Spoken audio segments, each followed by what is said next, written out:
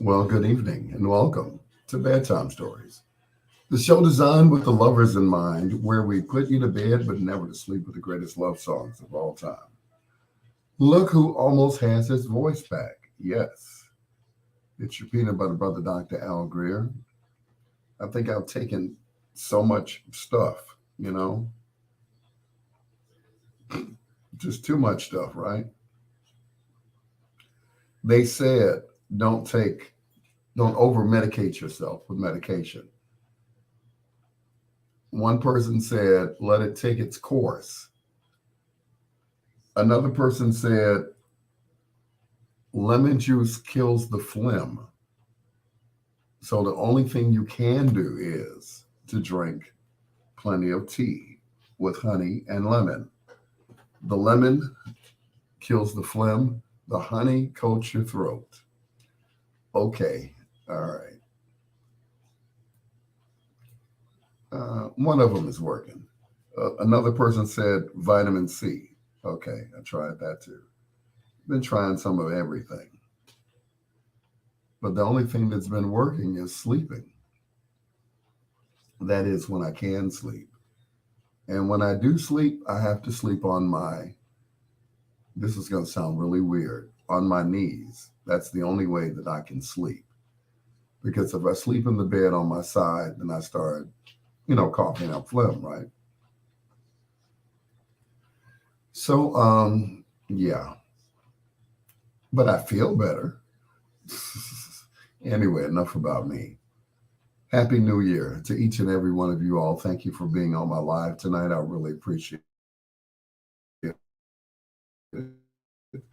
And everybody, I appreciate you all. Um, 2023. Who'd have thunk it, right? 2023. I'm just so glad that the holiday thing is over with, right? I am so glad that that is over with. My birthday, Christmas, New Year's, all of that stuff. I'm just glad it's all over with. And we can get back to some semblance of normalcy, if that is such a word, right? Okay. Anyway, enough talking. Now I'm just showing off because I got my voice almost back. Anyway, let's kick it off with Luther. I can make it better. So said the tea to the honey to the lemon. I can make it better. It's your peanut butter brother, Dr. Al Gray, and this is Bedtime Stories. Good evening, Queen.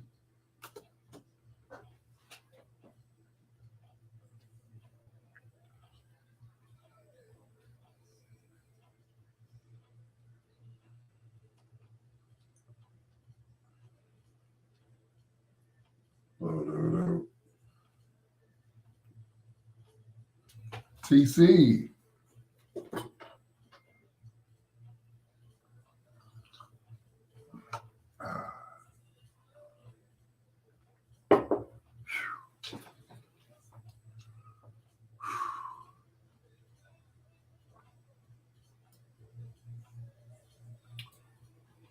I know what, I've drank so much tea, I thought I was English there for a minute. I couldn't talk, but I was whispering in a British accent. I think that's from watching Lucifer too much, or binge watching Lucifer. The the episodes that I missed, and went all the way back to the beginning. I'm like, oh, okay. Anyway, TC, what's going on? Anybody else have any remedies? Oh yeah, they said put some liquor in it. I'm like, oh, okay. I've gotten so now that I don't even get drunk anymore. TC said I'm recovering from the New Year's. Oh, ooh, I hear you, sweetheart. Let me tell you what I did for New Year's, right? I had a party that was planned. I was supposed to go to wherever the party was out in the sticks somewhere. So something told me to text the guy and say, are we still on for Saturday? And he texted me back, no. Okay. Lifetime has a new R. Kelly documentary series starting tonight. Is he in some sort of trouble or something? Nah. What would ever give you that idea, Troy? I don't know. It has something to do with little girls and urine. I don't know. So anyway, so the gig canceled, right? So what did I do? I laid on the couch. I continued to chill all night, all night until Sunday, and I went to church. Everything is obviously you aren't watching. Court testimony shows that he made women eat his feces to show loyalty. No, I'm not watching that. No, I think I'm R. Kelly'd out. I saw Surviving R. Kelly on what was that, Lifetime or whatever channel that was. You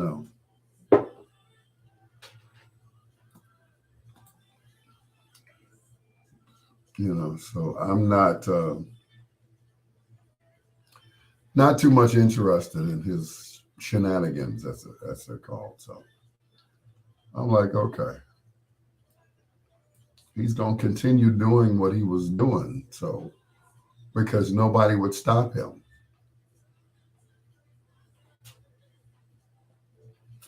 You know. Hey Ronnie, that was something that we all knew about, and who were in the business. We all knew that he was doing this, but no one would stop him. As a matter of fact, a few people abandoned him because of that, because they didn't want to have anything to do with it. I know two of the people who opted to leave their positions in his camp. One of those people I know very well, and he sings about in one of his songs. He sings about him and his wife in those songs, in that song, I should say. And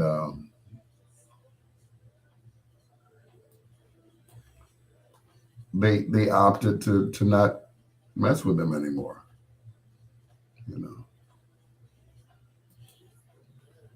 Had to do CPR on Buffalo Bill. Ugh, can't even say it. Safety. Wow, that's rough. Mm, that's not good. But yeah, I mean, I've heard so many stories and um, few things I've seen firsthand. So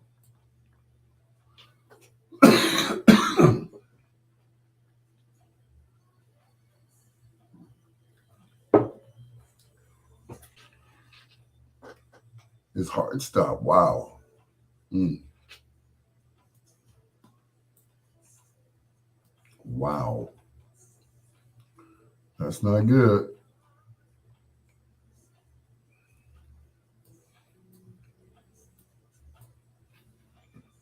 That's not good at all. Oh boy. Not a good way to start out the new year, right? No, no.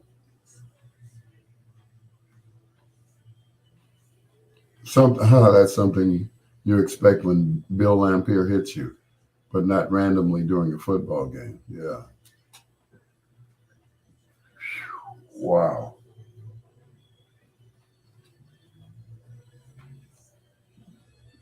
Not one of my favorite games, trust me. You know, in basketball, you rarely see somebody get hit and knocked out.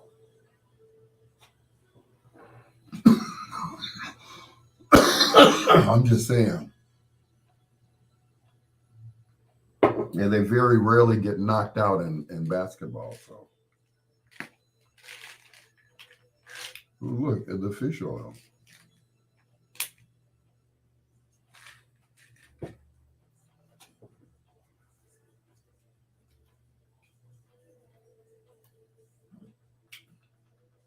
Well, back to my New Year story. Like I said, the gig canceled on me. So I was going to go to the New Look restaurant. As a matter of fact, I posted it on Facebook. But after 3 phone calls of them not answering, I was like, well, maybe they're not there tonight. Maybe they're somewhere else. Because I was going to go sit outside, smoke my cigar. Not outside, but they have like a tent where people go outside and smoke the cigars. So I was going to do that. So, so that was it. Yeah. But it was cool. I would have, you drove by, but they were closed. Oh, well, thanks for telling me. I mean, 'cause I was like, they're not answering their phone. Nobody. Ted, Nate, Chris, nobody. The club. Oh, that was the fourth phone call. Like, I said, well, I'm just going to stay on the couch and binge watch Lucifer. So that was it. That's what I did. I would have rather have been around a crowd of people at midnight, and you should have heard the shooting around my house. Just imagine, I'm in Inglewood. Need I say more? Yeah. No, but I didn't know, Ronnie, because I was on my way to get dressed to go. And I was sitting on the throne making phone calls. And I'm like, they're not answering the phone. Oh, well, we continue. And that was it. I I called it a night and I went to bed. That was it.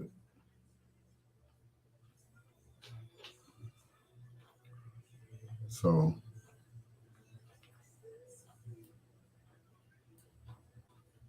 yep, that was it.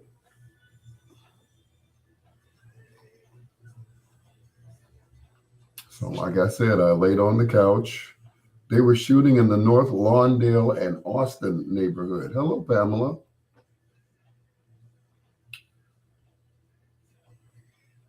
Pamela, of course, is new to our chat room. Excuse me, a little phlegm coming up there. But thank you. Hey, Pamela. She's all of 5 foot tall, y'all. She's, you know. But then again, the night that I met her, she was sitting down. So I didn't know how tall she was until she told me. So,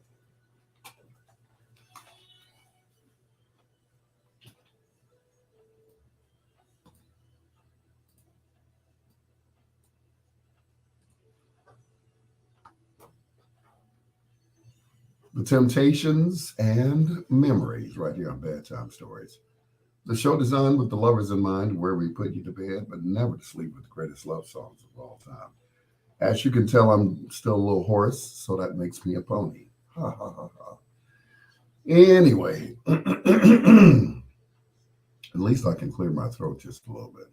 Hello to Ronnie, also to Pamela Hawkins, and you too, Troy. Thanks for checking in to Bedtime Stories here on Facebook as well. I appreciate you guys. Once again, Happy New Year to each and every one of you guys. Hopefully, you got everything that you want for Christmas and that you'll get everything that you want or and need for New Year's Eve, which is kind of, well, the new year, I should say. So I'm calling it. I've been saying this for years. And so far, Bedtime Stories is heard on 4 different stations. Oh my, oh my. I'm trying to add some more. So 4 is cool, but more is even better. Yeah. That's when the big bucks come in. Next week, I'll be on fries. Yeah. It's your peanut butter brother, Dr. Al Greer. This is Bedtime Stories, the show designed with the lovers in mind, where we put you to bed, but never to sleep, with the greatest love songs of all time. Once again, Happy New Year. Here's the first of 2 in a row from the Isley Brothers.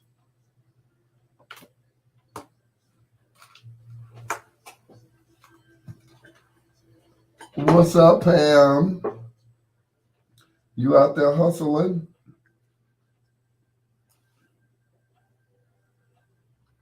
John Caldwell, Happy New Year.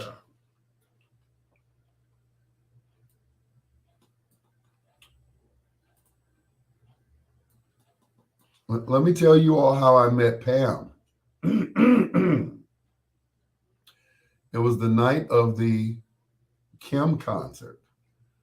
I was just dropping off my date. She and I, of course, are good friends and everything else.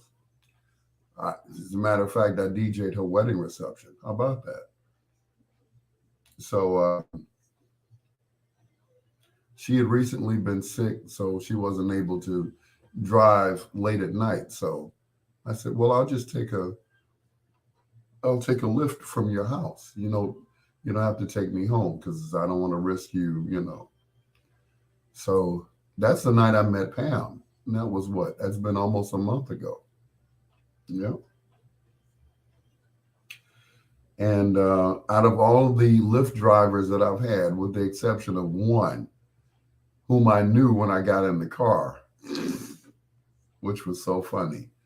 Oh, what is his name? I can't think of his name. He and I worked at a telemarketing company together. And I can't remember his name. He's a bass player. Not you, John. Dark-skinned guy. Well, anyway, I get in the car, we say our names. He's like, so-and-so. I'm like, Al. I'm like, he says, the Al Greer? I'm like, wait a minute, my whole name is on there? He pulls down his mask, right? I'm like, oh, what are you doing? He said, hey, gigs have been slow.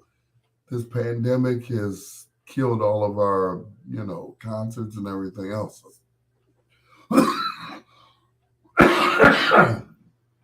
I was like, oh, okay. So a few weeks later, he had COVID. Yeah. Glad I didn't French him in the mouth. But anyway. So, yeah. Will is his name. Will's a bass player. Yeah. So, Will and I talked the whole time, and that was it.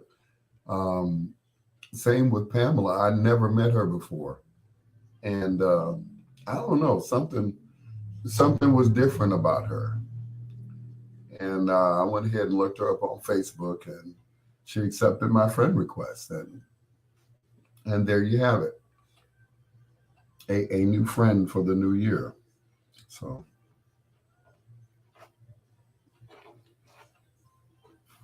but once again, I am so happy You just don't know. They always say people get depressed around the holidays. Some people, well, I'm one of those some people. I was sick on Christmas. As a matter of fact, on Christmas Day, I was right here on the floor behind me. That was it. I made me a little pallet here in the studio because the rest of my apartment was kind of chilly. This was the warmest room in the house and the easiest to heat and closest to the bathroom. So that was it. And I didn't go anywhere until that Sunday night. Um, yeah, that Sunday night I went to work. Of course, I went back to bed once I got to work because nobody came in that night. So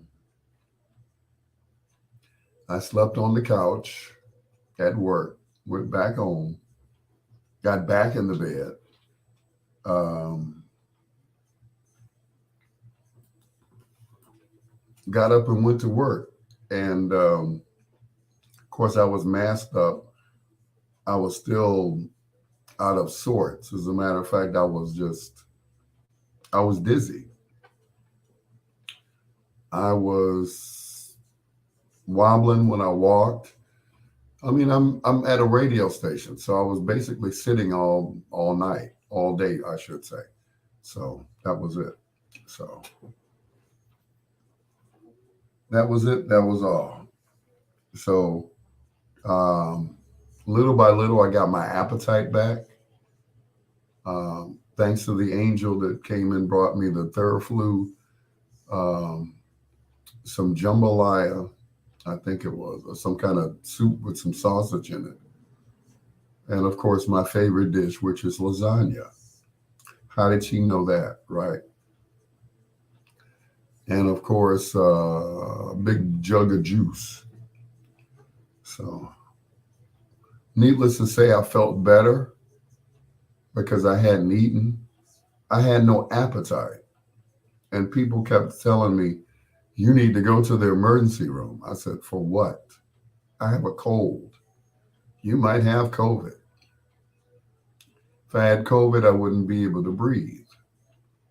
If I had the flu, I wouldn't be able to move. Well, I couldn't move. So it was flu-like symptoms, but um, right now all that's left is the phlegm in my chest. So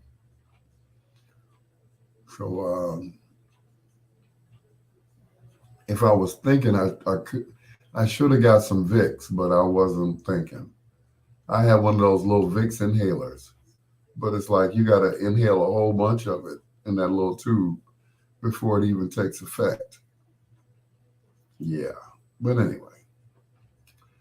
So, needless to say, this is the first day that I can actually clear my throat and hear my voice coming back.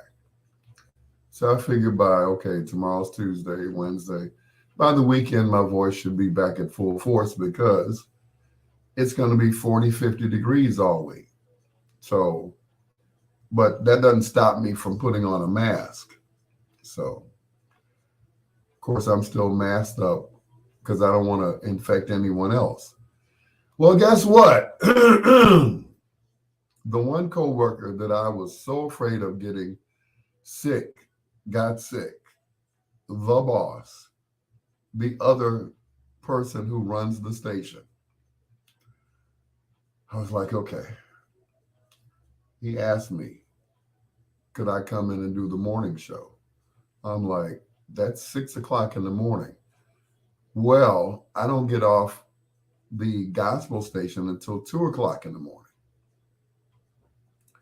Needless to say, I came straight home, took a nap, got up, went back to the station, or went to the other station, I should say.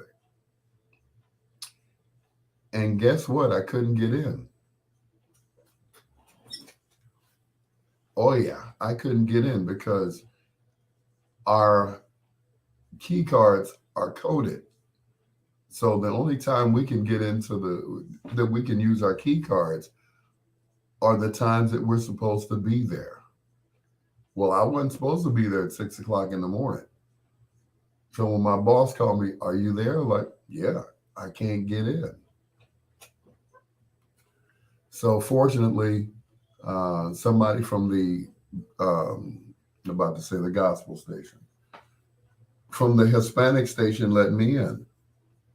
Otherwise, there would not have been anything playing on WVON until 11 o'clock.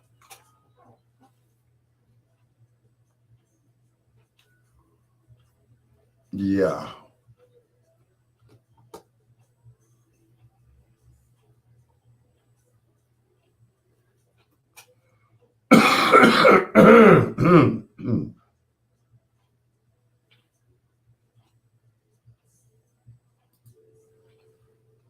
They made some beautiful music back in the day. The Isley Brothers and At Your Best, You Are Love. You are a positive, motivating force within my life. And if you ever feel the need to wonder why, let me know. Let me know. Anyway, it's your peanut butter brother, Dr. Al Greer. This is Bedtime Stories. I'm so happy that the holiday season is over with, and we just get back to being normal, right? Right? I think. Okay. Whatever normal was before today, you know. But anyway, it's your peanut butter brother, Dr. Al Greer. Thank you so much for being with me on my Facebook Live. John Caldwell, Pam Hawkins, and of course, DJ Ronnie. It's Phyllis Hyman. You just don't know. You just have no idea. It's bedtime stories on WOSD radio, right?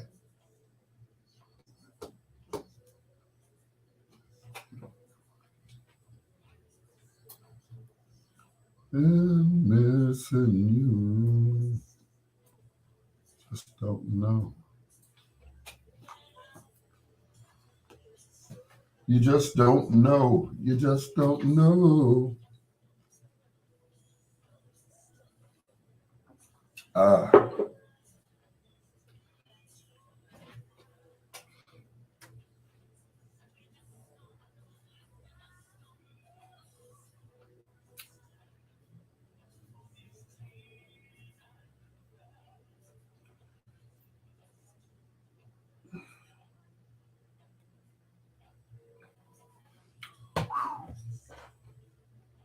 so after drinking that tea, it's like the top of my head is sweating. Not right here, but yeah. Ken Watlington, thank you. Thank you very much, Ken. I appreciate that. And keep sending those marketplace ads. I appreciate that as well. Um, Speaking of which, I got my van running. Let's see now. Let's see now. Let's see. Let's see. The van itself cost $300. Then I had to get the transmission for it.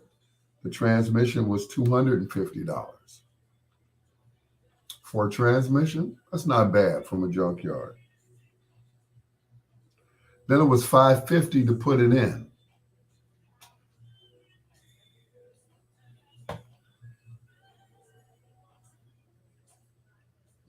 So my buddy Percy tried to put a lock on the side door.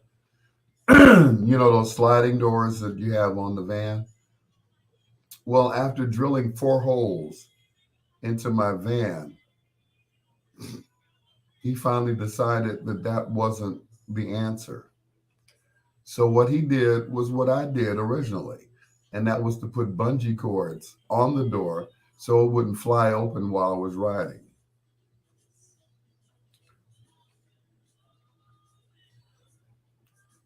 So you have a vehicle now. Must be nice.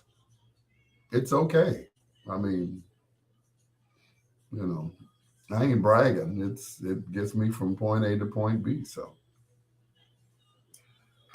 but he drilled the holes in there only to find out that he would have to put the lock on the other door to keep the doors from flying, or keep the other door from flying open. I was like, okay. So that was it. Um, and I had all intentions of, taking it on the road for the weekend, but I ended up not going anywhere. When I first got it back, I had to give it back to him so that he could put something else on it. Come to find out, it would only go in drive and not reverse. So everywhere I would go, I'd have to pull in. I said, Percy, that's not going to work. You have to pull into the parking lot and back up into a parking spot. I was like, no, you take this thing back. So meanwhile, I was back in the Lyft, Uber, whatever. So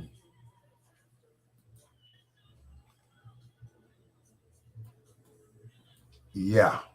So I know Fred White, um,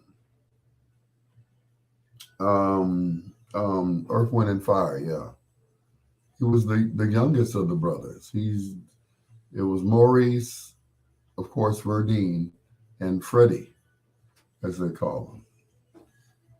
I'm like, wow.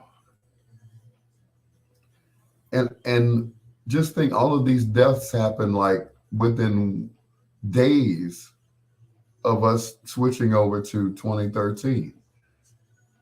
Anita Pointer of the Pointer Sisters, Barbara Walters, Freddie White. This is right before, I was like, wow. So, needless to say, we've lost some people in 2022. They said Anita passed at home, surrounded by family. So I guess we're going to play some Pointer Sisters music tonight. They only got one song that I could play. The rest of them are a little up tempo for this show. Like, I'm so excited, and I can't play that on the show. But yep, Freddie White, who was also a drummer, an excellent drummer too. Yeah, he was an excellent drummer.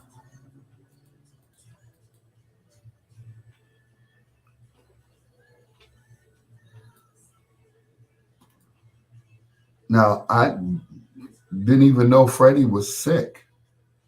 That's just it. They just kept it under wraps. It's the same way when Maurice was sick. Maurice had Alzheimer's or whatever they call it. And he had that. And he was out of it then when they accepted the Hall of Fame, when they were at the Rock and Roll Hall of Fame. They always ask, that the groups perform. Well, Maurice just didn't look himself. He had the worst looking rug on his head that I'd ever seen since Steve Harvey. I take that back. Steve had a good rug on his head. But, something wasn't right. And, Maurice, they never said, I know, right? Fred was 19 when he started the group. He was 67 when he paced it. Okay.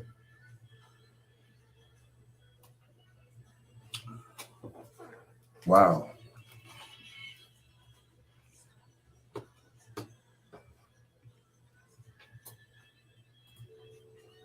Smokey Robinson and Let Me Be the Clock for the Time of Your Life.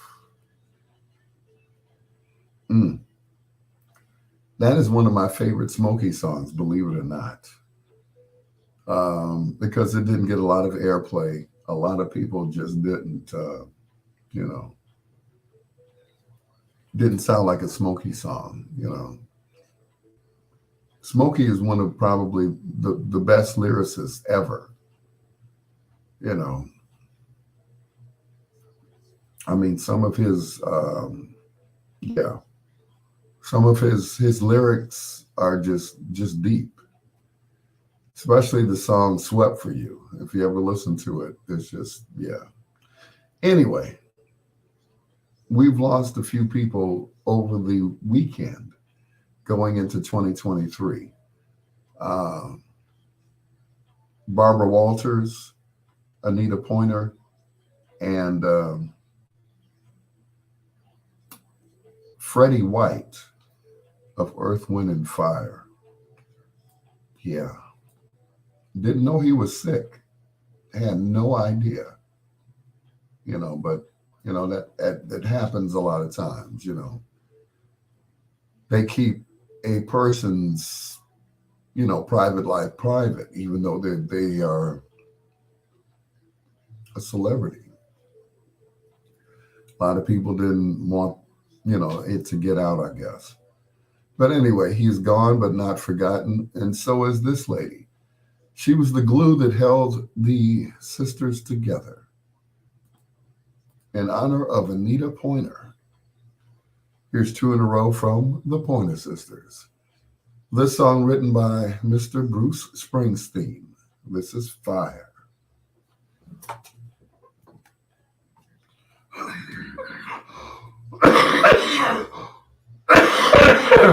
mm, mm.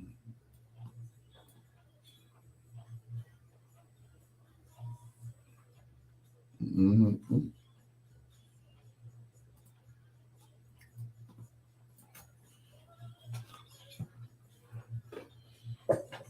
When we kiss. Right now, prayers go out to Buffalo Bills player Damar Hamlin, who's fighting for his life after collapsing on the field. Wow.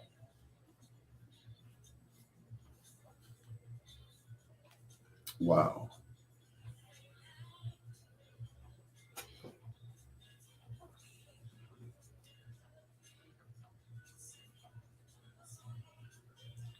Let's see exactly when we'll be there.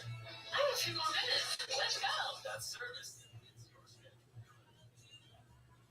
Oh, but there's no rush.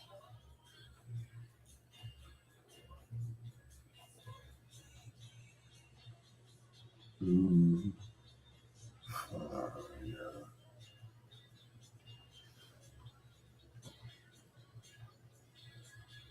Mm. I'm watching it now. Thanks, guys. I'm channel 7, right?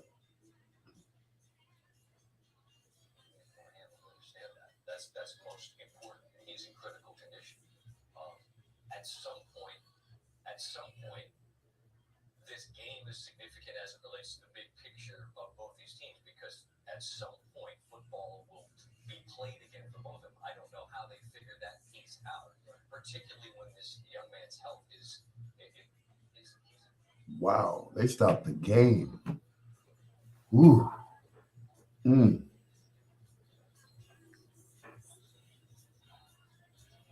Wow.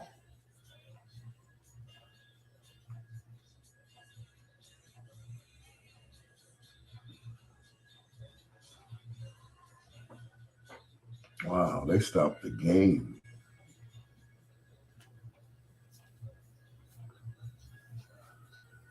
I don't even think they're going to show they're probably not even going to show the replay of that hit. That's going to be something that nobody wants to watch. Wow.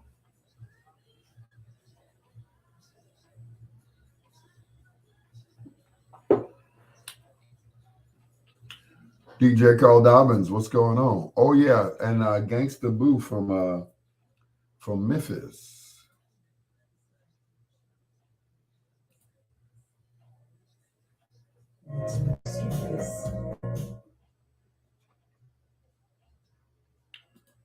Gangsta Boo. What up, DJ Carl? Yeah. I was going to do a commentary on WVON about still waiting on my call. Okay. I was going to do a commentary about these rappers because the rappers are just basically dropping like flies. You know, there's an old saying, don't get high on your own supply.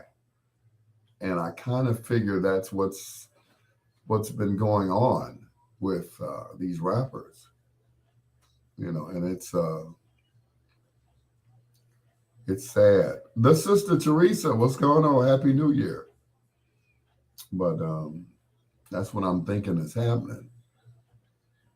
You don't want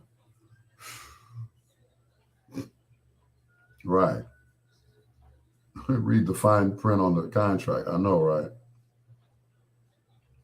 But that's just, what can I say? That's crazy. That is just crazy that these people are just dropping like that for no reason at an early age. She was what, 43 years old? Man. Happy New Year, cuz. What's going on? Yeah, but yep. 43, Memphis, Tennessee. Don't get high on your own supply.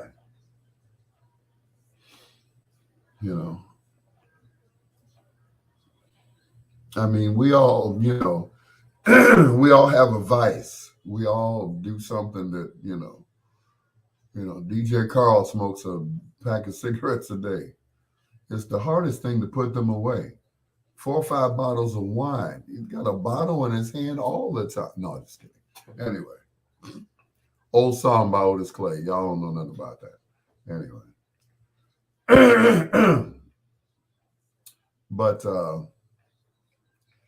everybody's got a vice. I know it's not. I just made that up.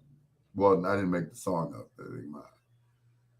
But it's just sad,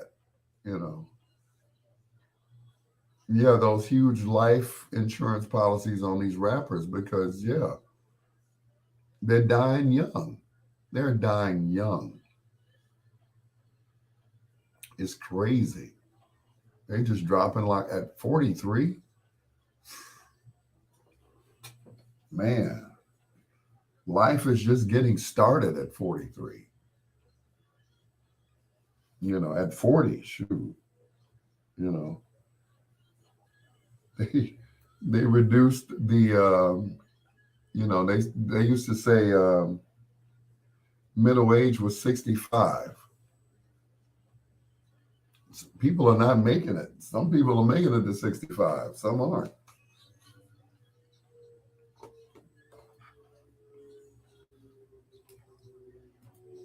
Like most groups, they started singing in church. As a matter of fact, a Pentecostal church. Bonnie, Anita, what's the other girl's name? Good Lord. Just having a brain fart. Somebody help me out. Bonnie, Anita, Ruth. Thank you, Ruth. Yes. A virtuous woman, that Ruth, I tell you. It's your peanut butter brother, Dr. Al Greer. That's my little tribute to the Pointer Sisters. Right here on Bedtime Stories with your peanut butter brother, Dr. Al Greer, just to getting my voice back. Hello to DJ Carl Dobbins, Ken Watlington, the Sister Teresa, and of course, my cousin, Hazel Honey Greer. Yeah, thank you so much. And once again, Happy New Year. We were just talking about some of the people that we lost in the past few days before the new year. Added to that list, Gangsta Boo from Memphis, 43 years old. 43. That is way too young. I think these record companies are taking out big insurance policies on these folks because they don't expect them to, live long.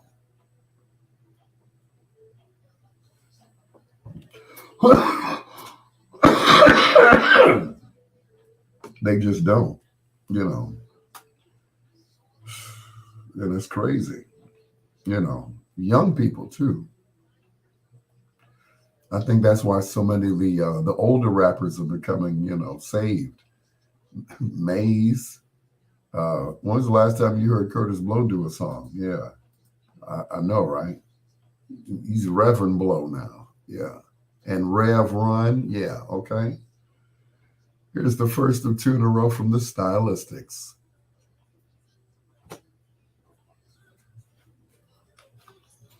I'm hoping it wasn't from drugs with her. Well, Ronnie, unfortunately,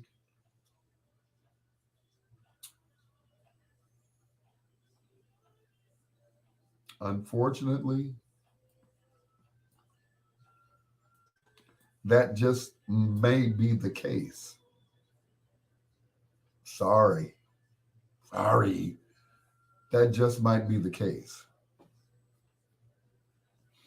You know, once again, don't get high on your own supply.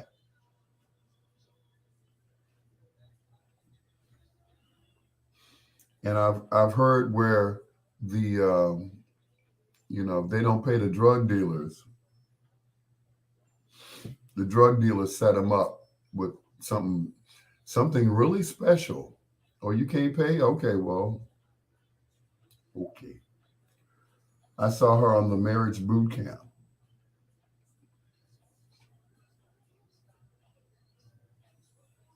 I hear you, Ronnie. I hear you, and I don't want to think that that was the case. I hear you, but these reality shows and all this stuff. I'm like, the reality of it is that um,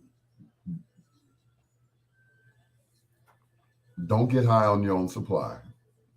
Everybody's got a vice. Everybody has a weakness. You know, everybody has a weakness. They kicked her off the show because of drugs. Oh, okay. So what do you think she died from, sweetheart? I'm just saying. I don't know Gangsta Boo that well. I've heard of Gangsta Boo.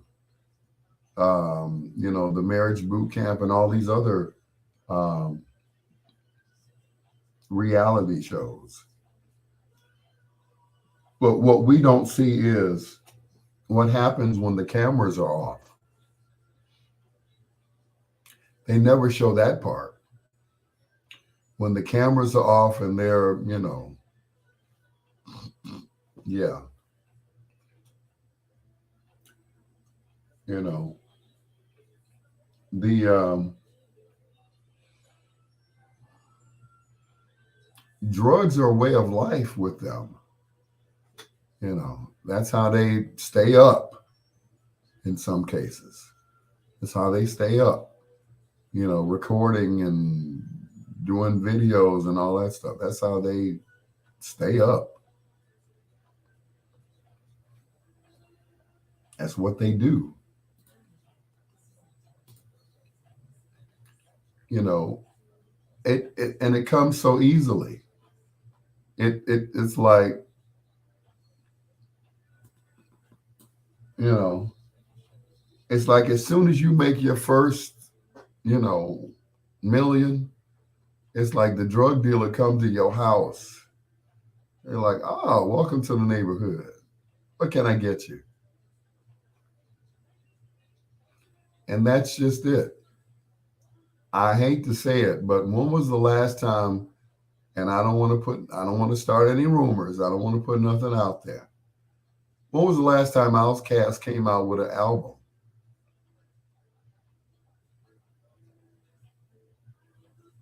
Outkast has been acting. Andre and Andre, they've been acting. They have not been doing any albums. their uh, their brand or their sound of rap just doesn't fit in with what they're doing today. So they're retired.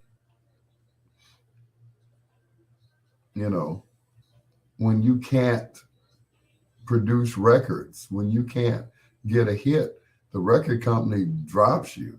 You're only as good as your last album.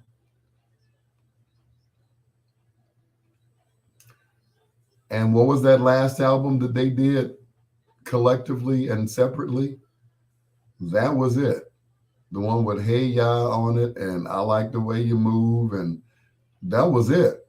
Bam. They were done. You could not repeat the success of that album. You just can't.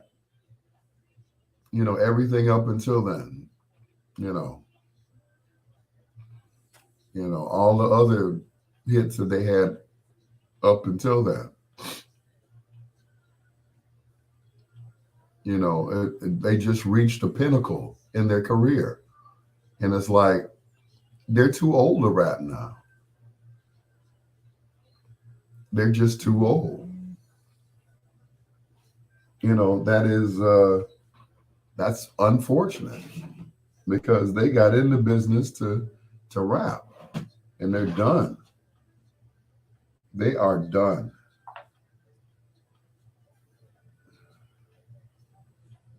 I know.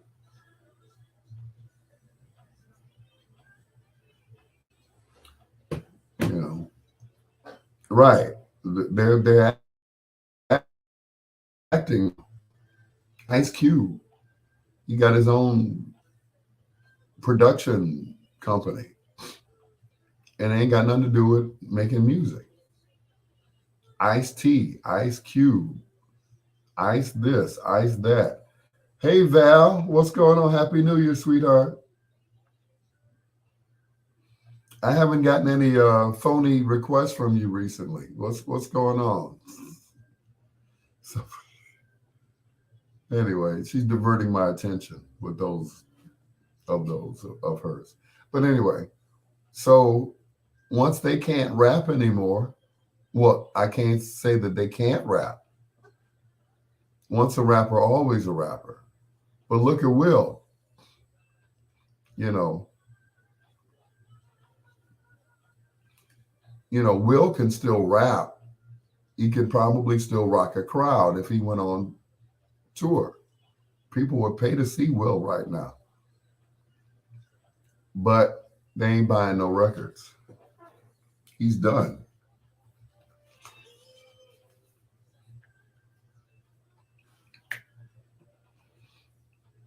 Or they deleted that good.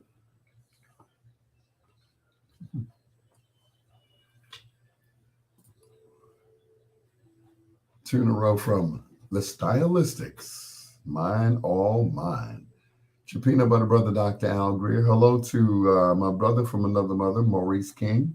Also to Valerie Belcher. And my daughter, Brianna. She's like, Daddy. That is the epitome. The epitome of a daddy's girl right there.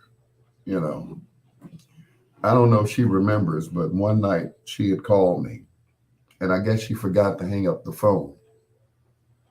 So I could hear her talking to whomever she was talking to. And she just kept on talking about me like, and he is this and he is that. And he is just, he's nothing like that other guy that mama married. And he's like, dang, okay, all right, okay. I remember the day that her mother and I got married. Well, actually, at the reception. And Brianna came up to me. She said, I didn't like you, right? It's like, what? I didn't like you. I just didn't like you. I'm like, oh, okay. At least she was honest. And she's become the spoiled child. She has. She's absolutely, she has leapfrogged over Larice. Maurice was the spoiled child at first. Well, she's the oldest, so yeah, brutally honest. She said, "I didn't like you. I love you now, but I didn't like you." Here's Lisa Stansfield, Blue Eyed Soul. Just a little bit more love right here on Bedtime Stories. Hey, Bree.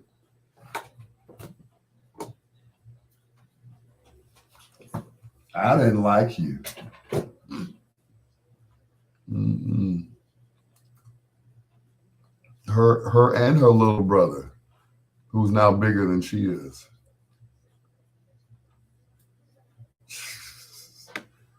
Your grandkids say, "Hey, Papa. Hey, hey, what y'all doing up this late? Wait a minute. It's 10 o'clock." So Brianna comes over to my house. I forgot what I was talking about before. Brianna comes over to my house. My phone is sitting on the dining room table, right? I don't know if you all can see this. I guess you can't. It's a picture of my granddaughter. She's like, she is just so spoiled. I'm like, what? Because her picture's on my phone. Mm-mm. Oh, no, school tomorrow. Okay. All right. Well, hey, children. She's like, she is just so spoiled. I'm like, mm-hmm. She is. And I did it. And I take full responsibility for spoiling Naomi. It was my fault. We'd be out eating, right? Everybody else is eating, right? I'm feeding the baby. She's sitting on my lap. I'm glad you, thank you. I feel better. I feel better now that I sound better. I'm about to make some more tea. This time I'm going to put a little something, something in it. But anyway, we'd be out eating. And Naomi would always be on my lap or in a chair sitting next to me. And I'd be feeding, like, when are you going to eat? I said, when I feed her. And that was it.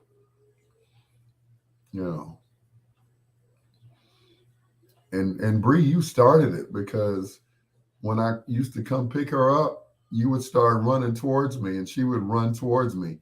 You would stop and she keep running. You didn't know I peeped that, right? Okay. So she would run to me. And sometimes they get in arguments about, that's why she's messed up today. That's my baby. I don't care what you say.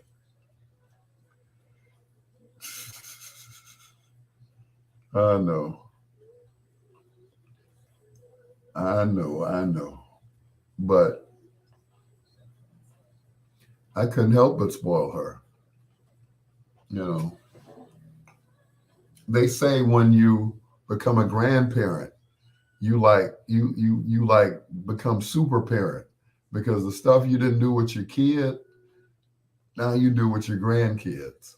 So I'm like super parent now. Man, I used to take her to Ford City and push her around. Everybody was like, "Oh, your daughter's so cute." Thank you. I know, y'all. Now I got 3 of them. One coming too. Oh Lord.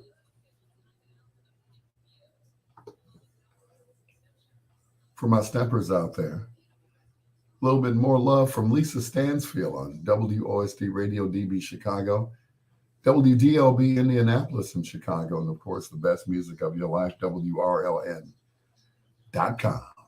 radio media station.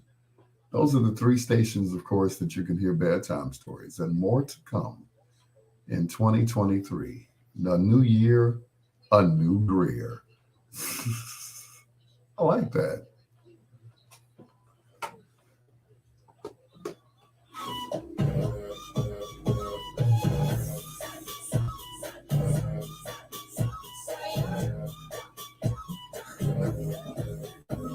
But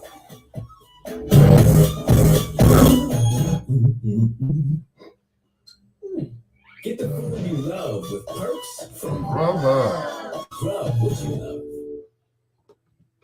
Grubhub, of course, is a proud sponsor of Bedtime Stories with the Peanut Butter Brother, Dr. Al Greer. As you can tell, I'm getting my voice back slowly but surely. It's a little raspy, you know, but I was walking around the house singing today. At least that's what it sounded like, you know. Whenever I can go back to hitting the high notes, and I'm like, okay, I'm going to be all right in a few days. Anyway, once again, hello to, what's your name again? Brianna, that's my daughter, okay. Yeah, right. Talk about trouble, trouble. Yeah, with a capital T. Brianna. Trouble. Anyway, back in 1968, 69, Mr. Isaac Hayes put out an album. It was actually his second album. The first album was introducing Isaac Hayes, which did absolutely nothing. Zilch, nothing, nada. It wasn't until 68, 69 where he came out with an album called Hot Buttered Soul, which included 4 tracks. 4. Each, the shortest one, the shortest track on the album is the one I'm about to play. It's on side, if you're following at home, it's on side 2 or the B side.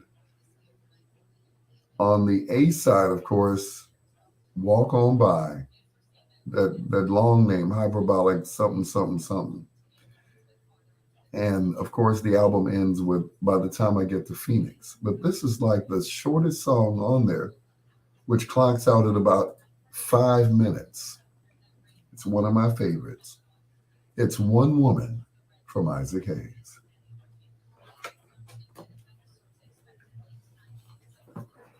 Ooh, boy. Mm-mm-mm. Ooh, the first time I pick up that baby, all hell is going to break loose.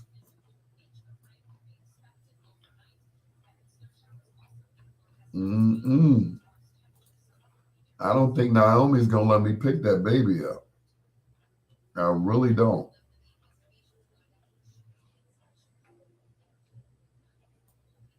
Ooh-wee, it's going to be, ooh, that's going to be something.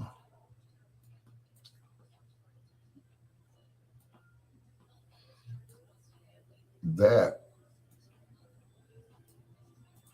Mm-mm.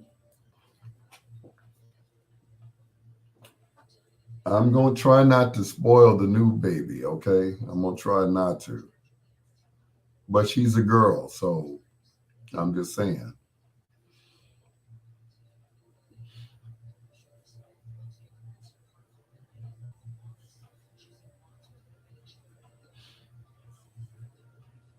I'm just saying it's a girl.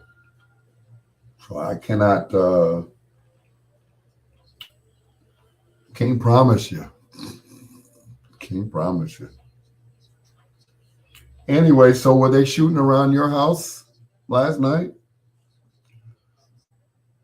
They shot for a solid 20 minutes after midnight, starting at midnight. They shot until I guess they ran out of bullets, so they were like, duh, we need to save some to shoot each other. Andrew Holmes. So for a good 20 minutes, they shot and they shot.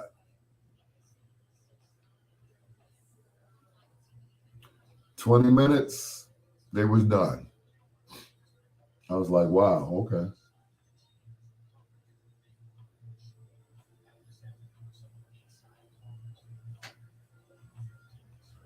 They were all done after that. I guess they warned their little selves out. And that was the end of it.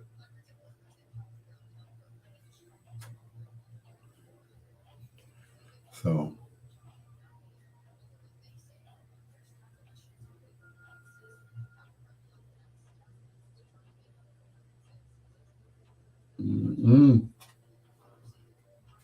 I mean, it just sounded like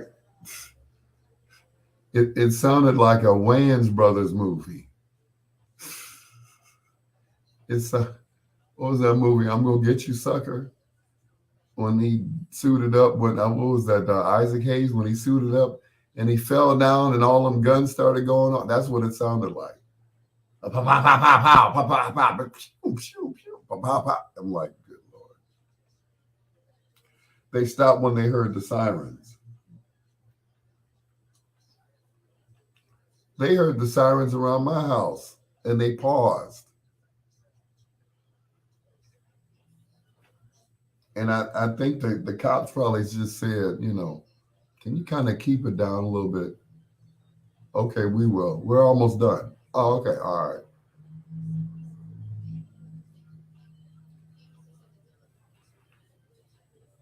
Did I mention that I am within walking distance from the police station over on Loomis?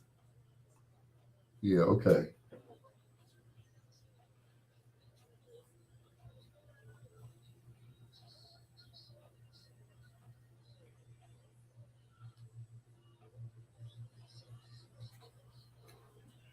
Yep. They heard the sirens. Yeah, they heard them all right. Mm-mm. Those sirens don't mean nothing to them. We'll finish when we're finished. We're done when we're done.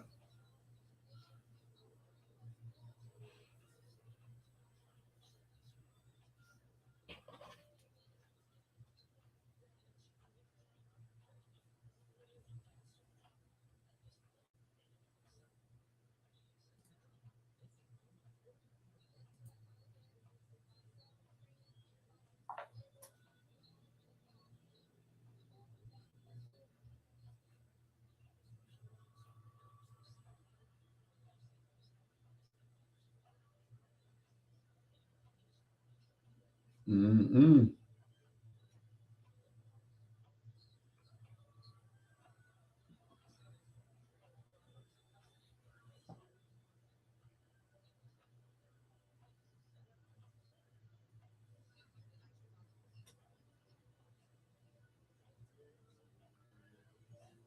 Uh, uh, uh,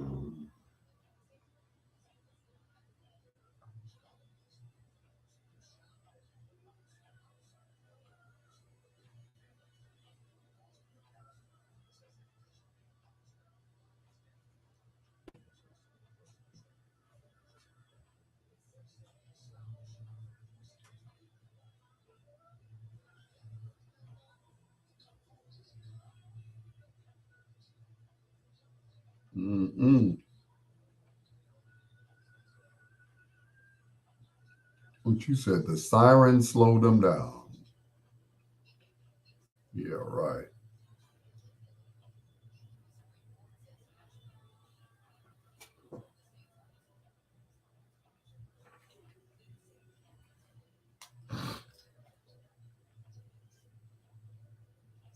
Mm. I couldn't afford it to get his brother some dental insurance.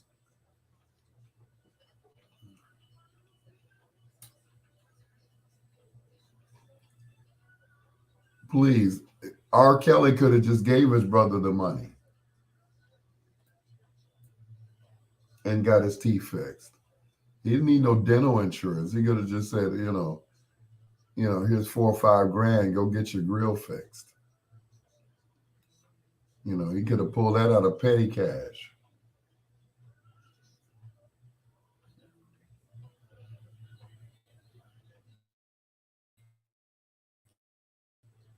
Crazy.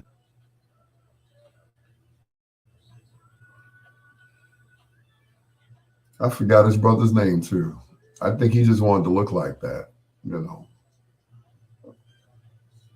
there is no way you be the brother of a superstar and your mouth looking raggedy like that. No. Mm-mm. Sorry.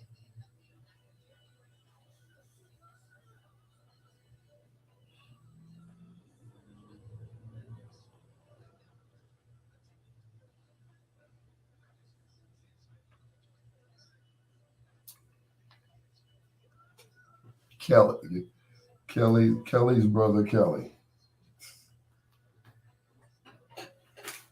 What is his name? I can't remember his name. I know it's not Kelly. Kelly. That don't make any sense. Oh, he cut him off. Oh, that's why. Okay.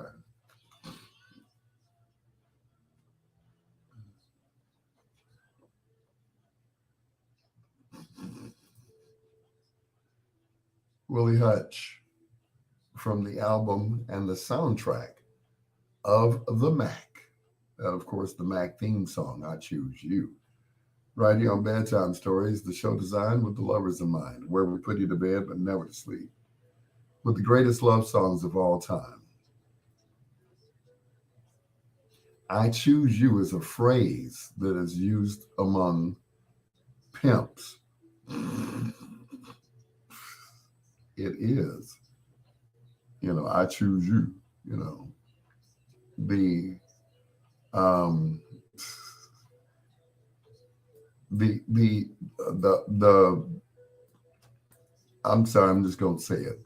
The hoes pick as to who they want, as their pimps. The hoes say, okay, I want, yeah, okay, all right, cool. Anyway, got it? Good. Anyway, so that thus the phrase, I choose you to be my pimp. Yeah. Why would somebody want to choose their pimp? Like some pimps nicer than others. They don't put the whole foot in your butt. Anyway, speaking of pimps and butts, and this is a group that the pimps just didn't like. As a matter of fact, they boycotted some of their concerts because of this song.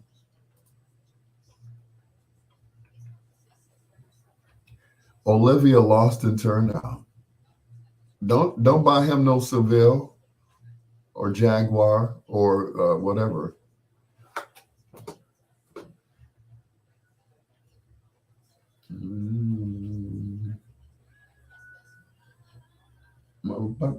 But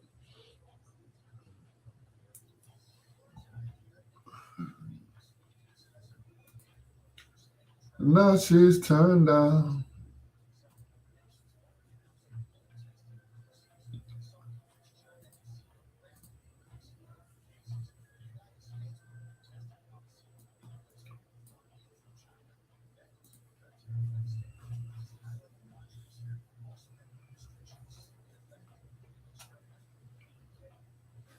Walk in the streets.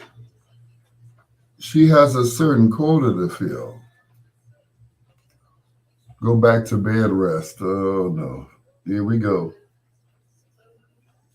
Children, can we all just get along?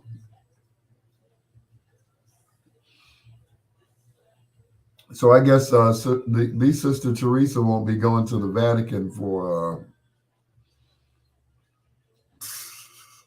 the Pope's funeral, huh? Mm-mm. Pope Benedict.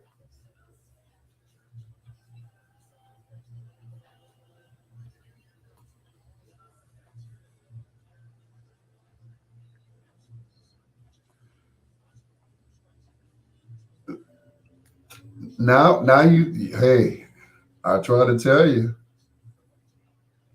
they have cold remedies that mask the symptoms, but they don't get rid of the cold. The only thing that gets rid of a cold is penicillin, ampicillin, amoxicillin. All that other stuff, it'll stop you from coughing. It'll stop you from sneezing, antihistamine, stop you from sneezing. But the only cure-all for a cold is Father's John, Black Draught.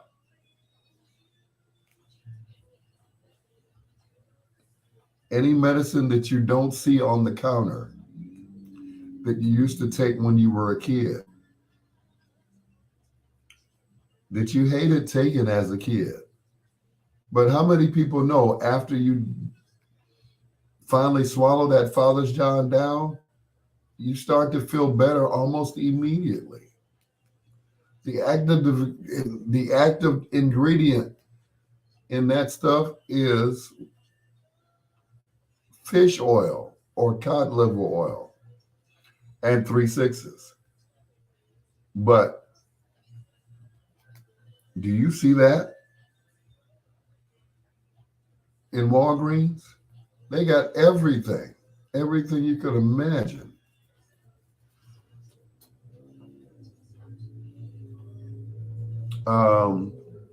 Herb used to, man,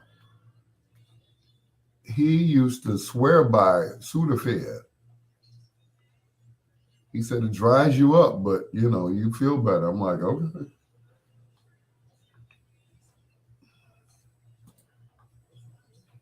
I'm like, go ahead, Herb.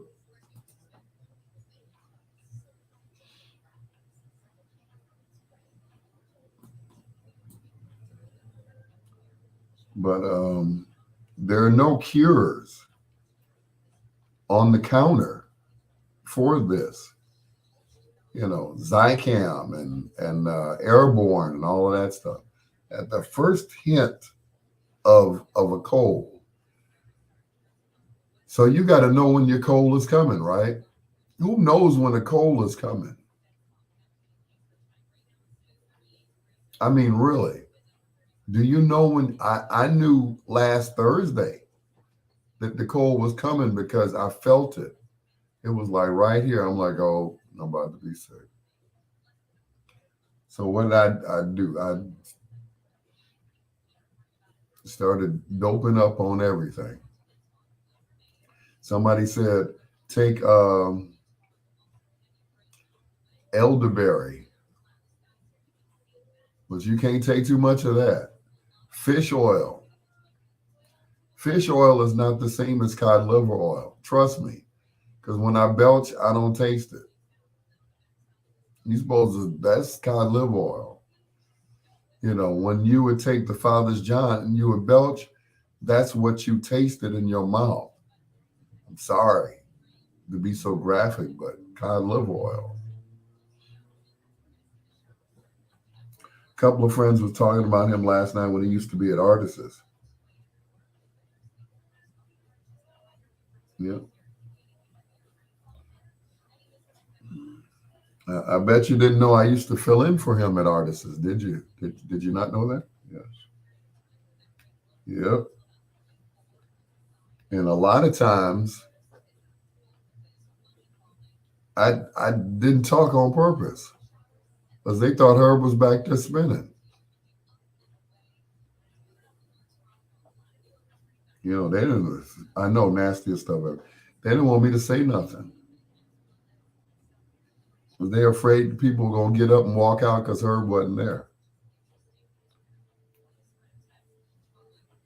So what was cool is I could do his voice too. So I'd sit there in the DJ booth in the dark.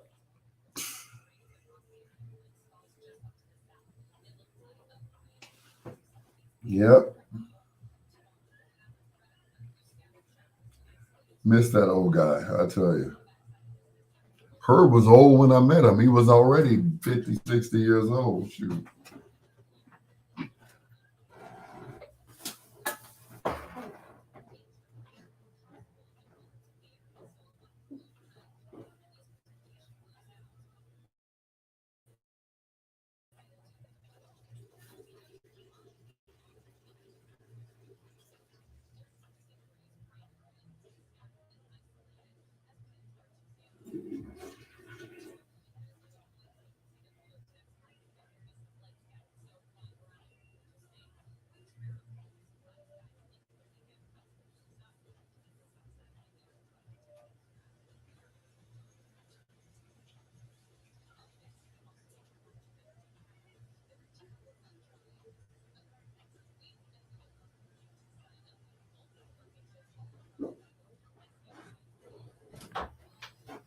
Mortisa. Bed rust.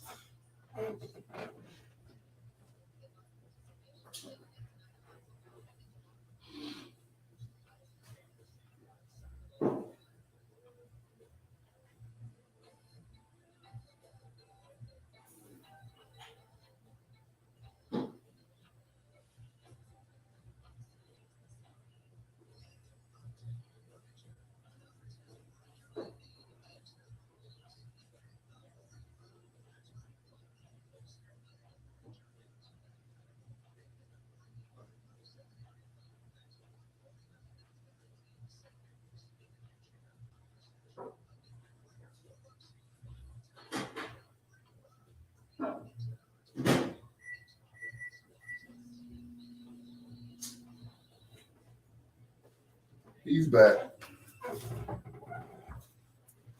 Oh man. The wind was so high one night, I thought somebody had broken into the apartment.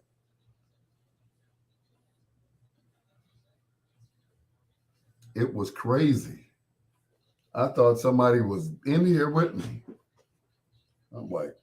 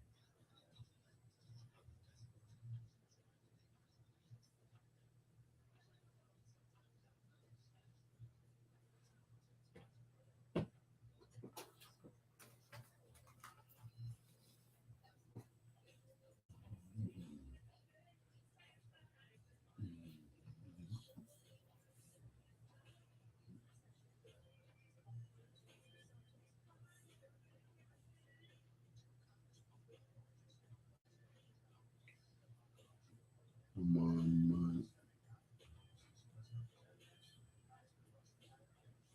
at night. It's just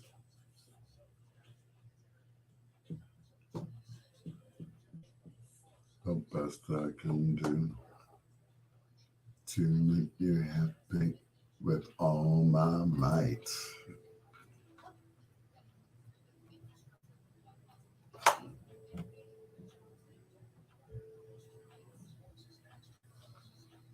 He was one third of the group guy. That what's that noise? Stop it! Stop it! Damian Hall, brother of Aaron Hall from the group guy, and satisfy you. What's my mic making that noise? I tell you. Anyway, there we go. That's better. Lionel Redmond telling my daughter to go to bed rest, and he's been on bed rest for I don't know how long. Mr. Hypnotic. Him and Ray Neal are twins now. They both had hip replacement before 50 years old. Good Lord, what are y'all doing? What are y'all doing? I'm almost retirement age, and you all are, getting hip replacements and stuff. Good Lord. Mm-mm-mm. I ain't mad at you. Y'all wear your bodies up. I'm trying to stay young and fly.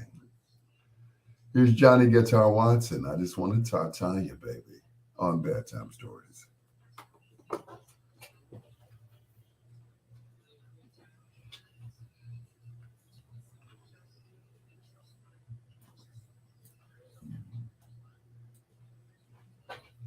We fell in love so fast.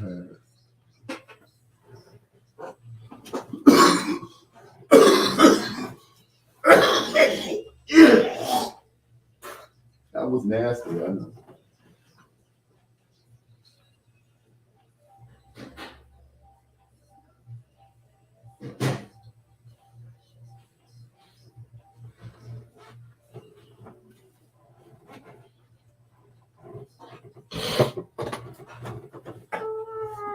He's back. Old and fly, yeah. Okay, old and fly. Okay, cool. That works.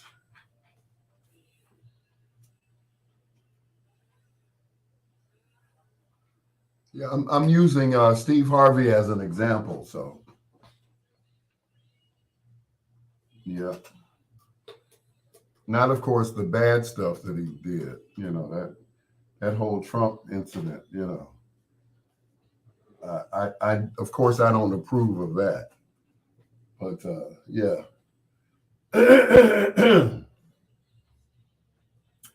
yeah, that I definitely don't approve of. But I will say this: I've never seen Mr. Harvey in a bad outfit. You know, shoes, boots, even some of the jogging suits I'd probably wear. And I'm not a big fan of wearing jogging suits. I'm just not, unless I'm going jogging. But then again, the jogging suits he wears is like, mm-mm, you don't want to sweat in these, okay? I'm just saying. You don't want to sweat. So anyway, everyone did think that that was his hair. They really did. I mean, the line was straight across, straight across. You see where mine is, running away from my forehead.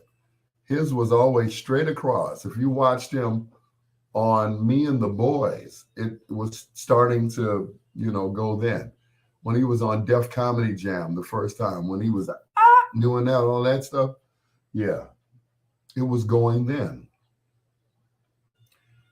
But when he had the Steve Harvey show, he paid however much money that was. He needs to give his mustache back to Bert and Ernie so they can have their eyebrows back. Lord. Anyway.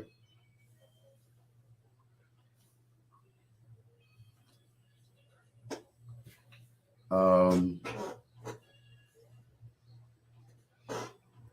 yeah, Ellen used to tease him all the time. Steve Harvey, a man and his mustache. Yep, he kept that mustache black, black, black, black, black, black. He would go to the barber shop just to get his mustache dyed. I'm like, I do my own at crib. I don't, have his head shaved. I'm like, okay. I'm surprised elephant hunters haven't shot him for the ivory in his mouth. Oh no. Ronnie said shoe polish black. No, that ain't shoe polish black. That's that China black that comes in the box with the Beijing. Yeah. That's what they China black.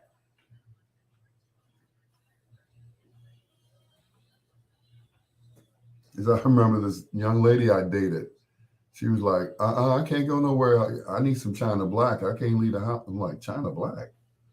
Is that a rapper? She said, no, it's the hair dye. Like, I know you know. I don't know what you're talking about. Like I told my daughter a few weeks ago, I said, I can't go out the house without no 57. She said, what, the steak sauce? No, not the steak sauce. Heinz 57, no. Mm-mm.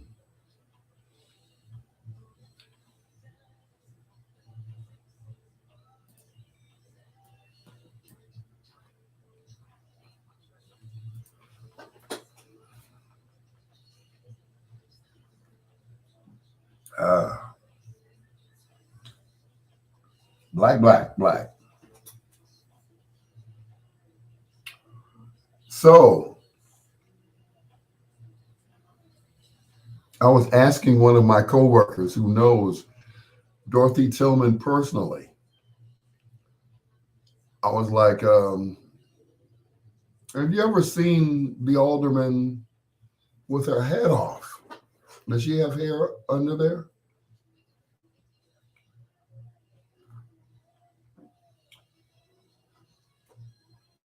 He promptly responded, yes. Her hair looks like your hair. Her hair is wavy. I'm like, what? Yes. She got that good.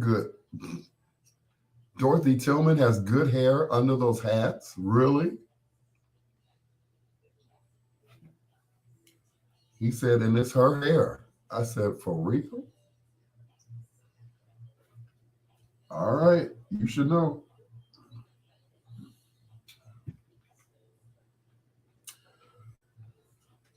Obviously, he said that's her hair. That's not a wig. Dorothy Tillman got hair. Nice hair.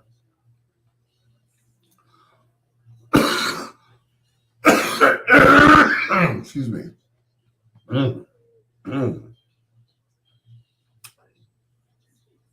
She got that good, like kind of like mine.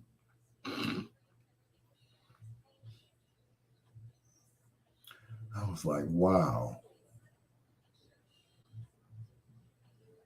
Shut the front door. R. Kelly should get additional 5 years for doing anything with a woman that looks like Dennis Rodman. Troy, this is where we agree because some of those women are butt ugly. I'm like, he did what to you? He did, excuse me?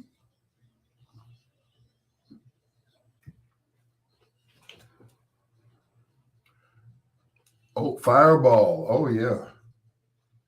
Yeah, bring me some Fireball. I know you in the bed now. You got your clothes off. I understand. Yeah, that Fireball, boy. I'll be sounding like Eddie Kendricks tomorrow if I drink that Fireball. Mm-mm.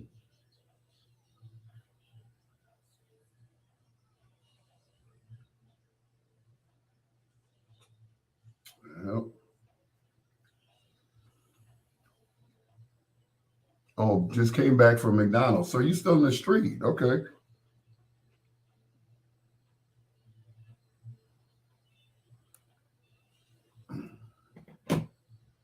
Well, bring a brother some Fireball then. Oh, I shouldn't have said nothing. Oh, now I got to come and bring you some Fireball.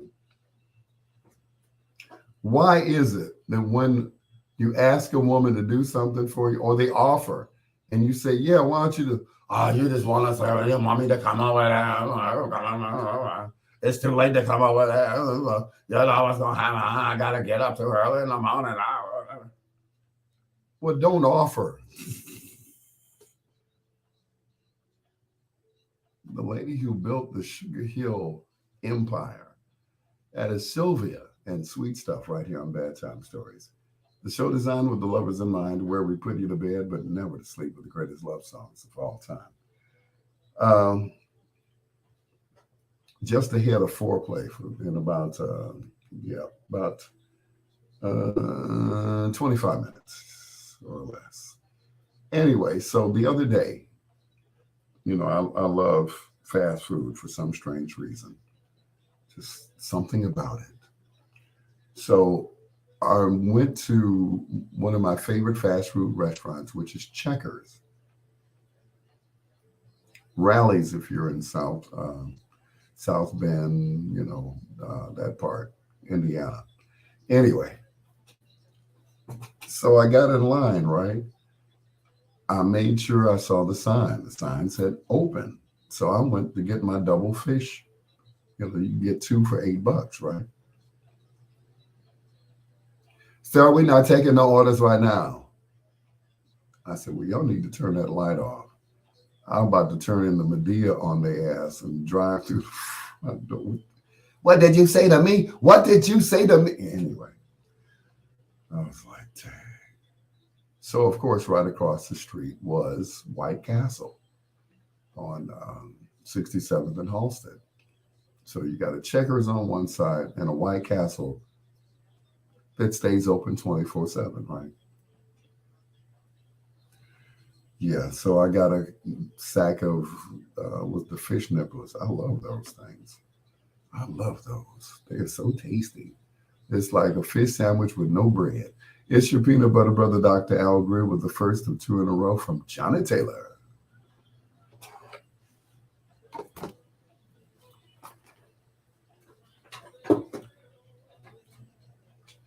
What did you say to me? What did you say to me?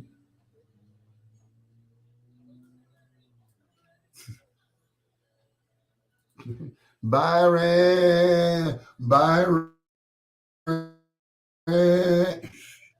Oh no.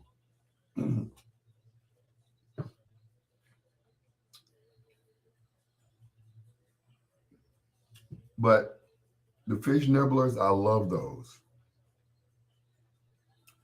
Darius, what's going on, brother?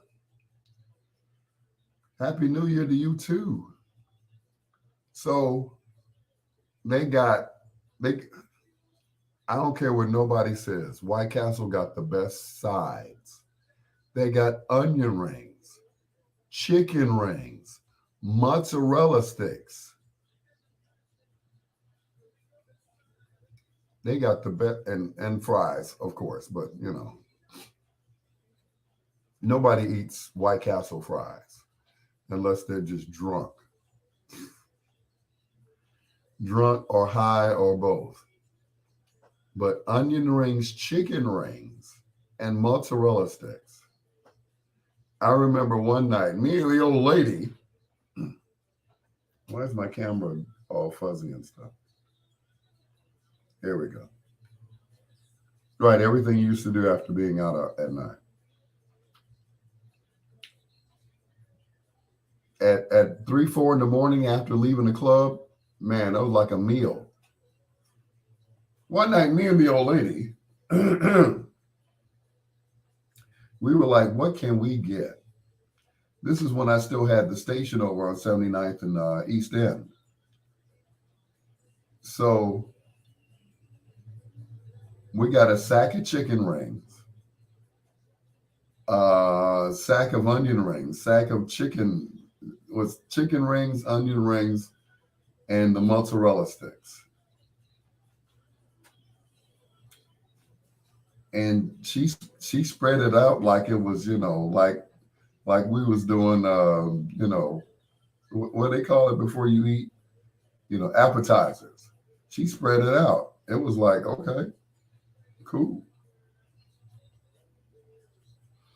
Yeah. I mean, it was, she grabbed some plates and she put the sauces in front of each one of them. The marinara sauce for the cheese sticks, the mustard for the chicken rings, and what was it? Chicken rings, onion rings. Onion rings, it didn't matter. You put cheese on the onion rings. So she got all of she got the sides, and she had the little, the sauces all lined up and stuff. I was like, oh, this was like a meal to us, you know, off of sides at White Castle.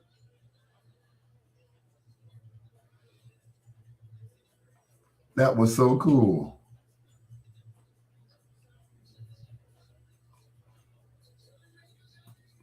And of course, so long ago, but anyway, long ago.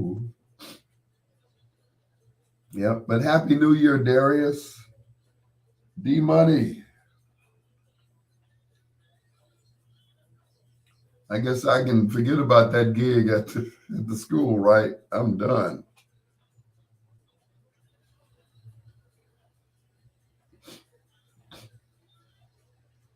Guess I'll be too old to work there after a while. When I start working there, they probably have a room already named after me.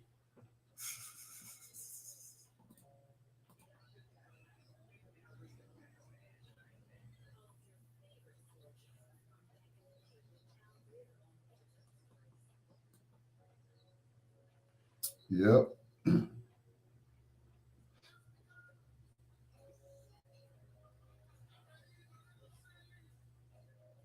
Yep. I will have my own room. Okay.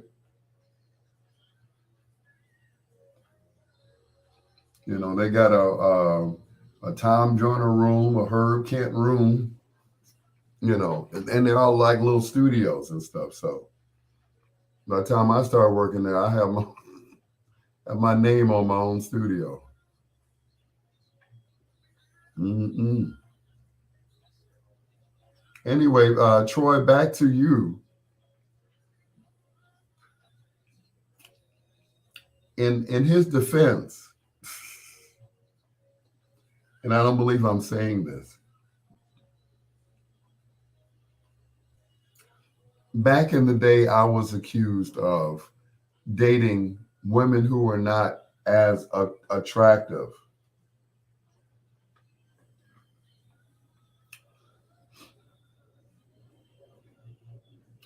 Tony Braxton and Janet Jackson. Yeah, right. In your dreams.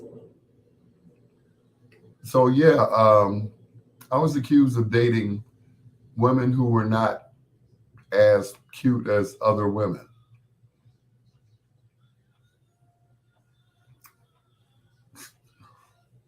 It's like, man, you slept with her? Yeah, yeah, I did. You know.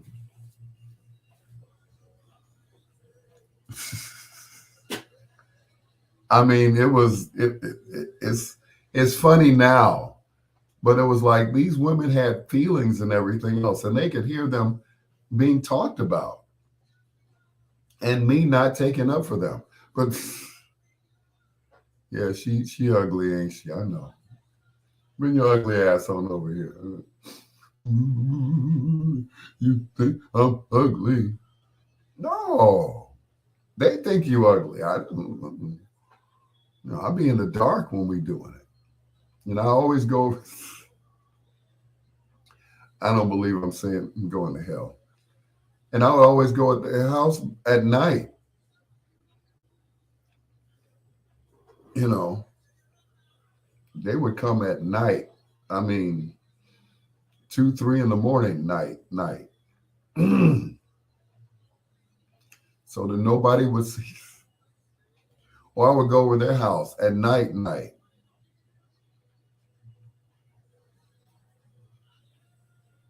Don't judge me, Ronnie.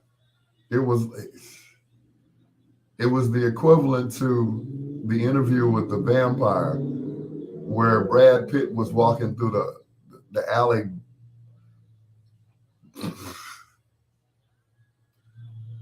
biting rats and then draining rats and stuff. That's what it was. It was like, and Tom Cruise said, no, you need a body. These rats and stuff, that ain't, those are just snacks. You need a whole big body to drain.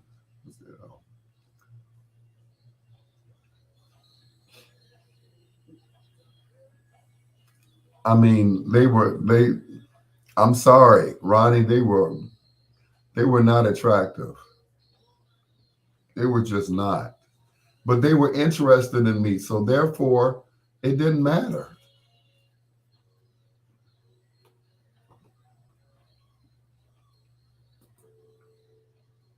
Johnny Harrison Taylor, and Just Because, right here on Bedtime Stories.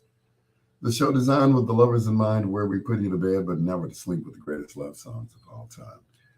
Um, come on, Ronnie. Don't judge me.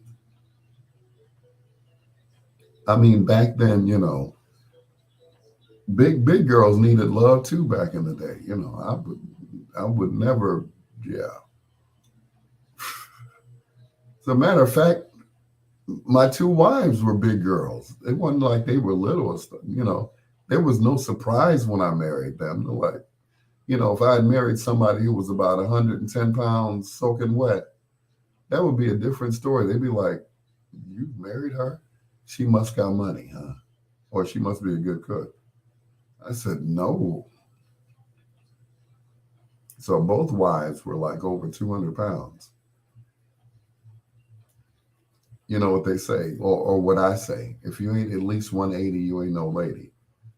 I like a lot of woman and not a lot of, I like a lot, let me try it again. I don't like a lot of women. I like a lot of woman. That's it. Thank you very much. Uh, Leave your tips for the DJ. Here's Dexter Wanzel. The Jones Girls, The Sweetest Pain is on Bedtime Stories with your peanut butter brother, Dr. Al Greer.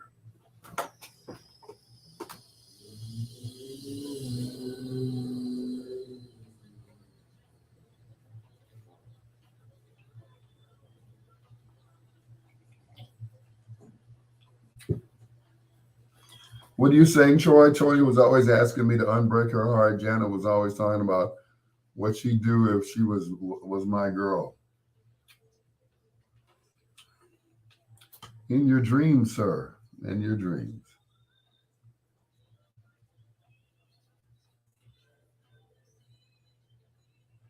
Mm-mm.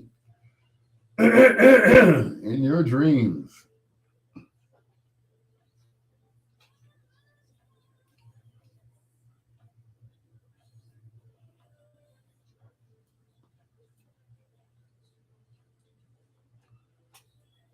If I could just clone my alderman, I'd be okay.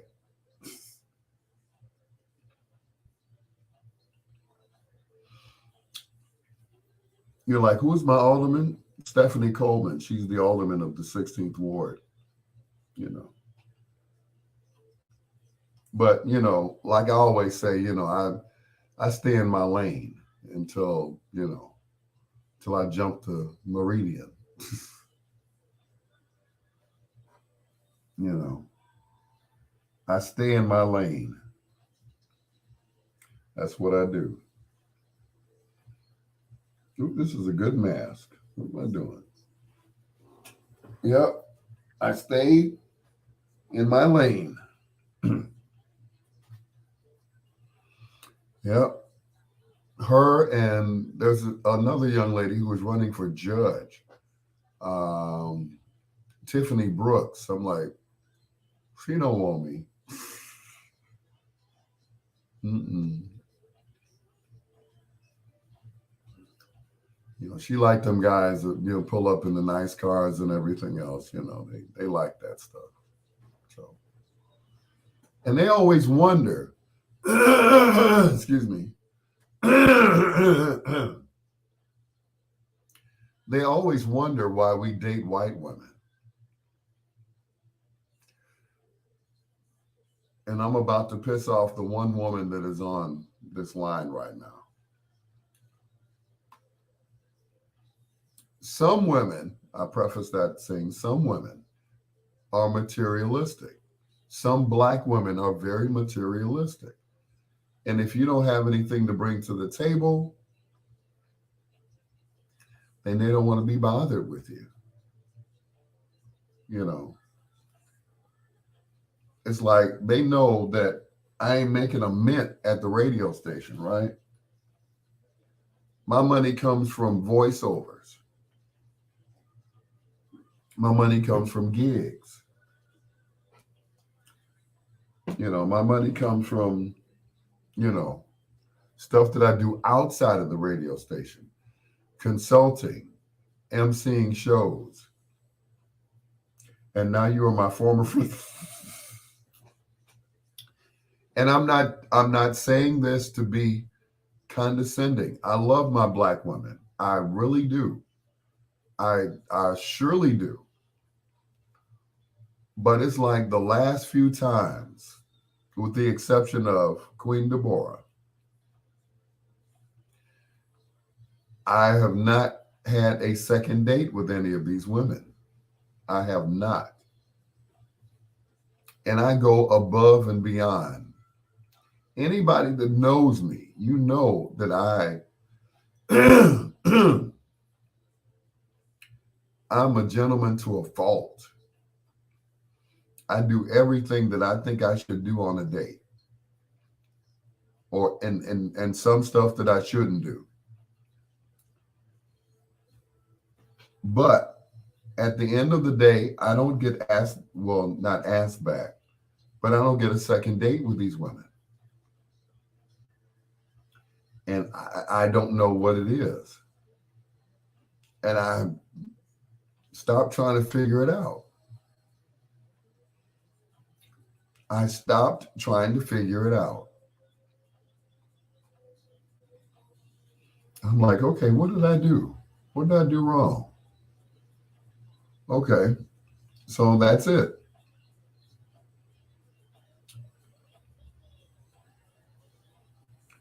So I try not to let it bother me, you know.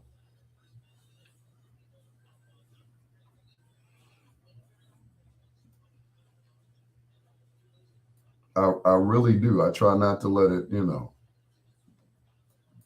get to me. Why should you?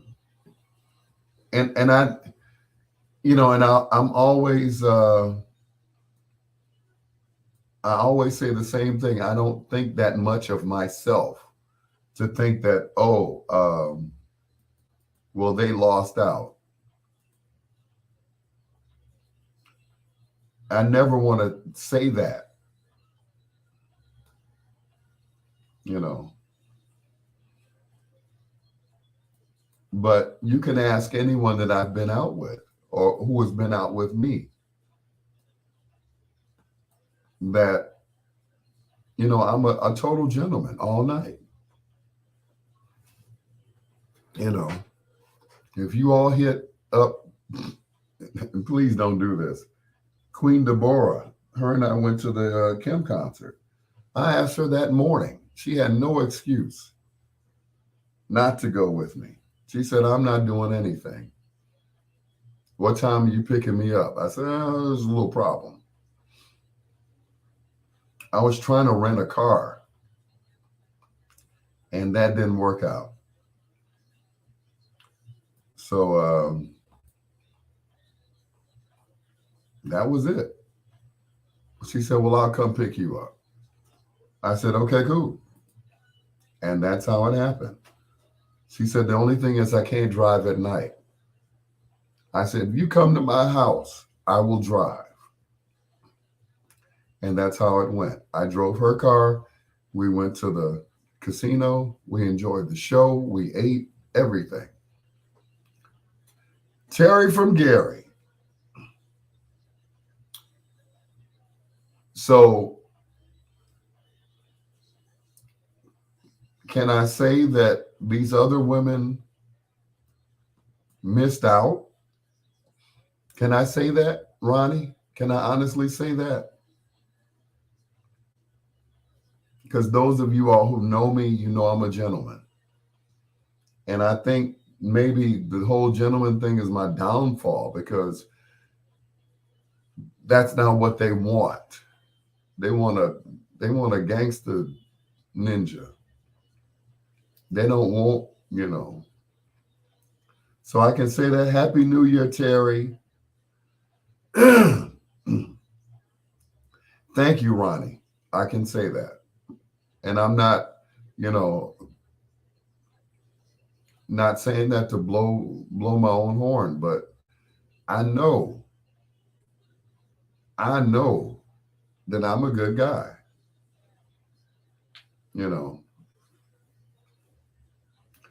They're not used to that. I thought it was me, but thank you.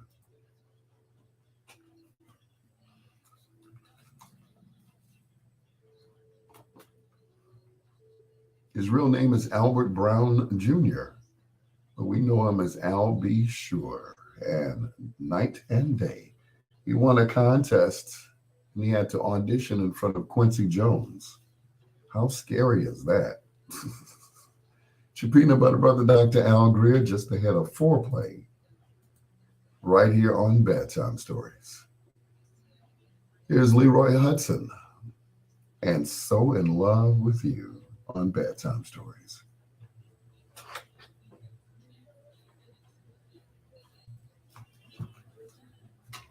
So, Ronnie, what is it?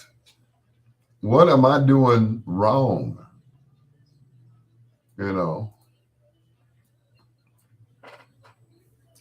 Do I have to grab a chick in the collar or something? What I got to do?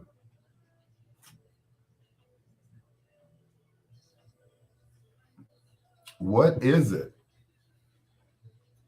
You know, I hold their hand while I'm driving. Oh, I'm not being white and Polish. Okay, all right. Ronnie said I wouldn't suggest.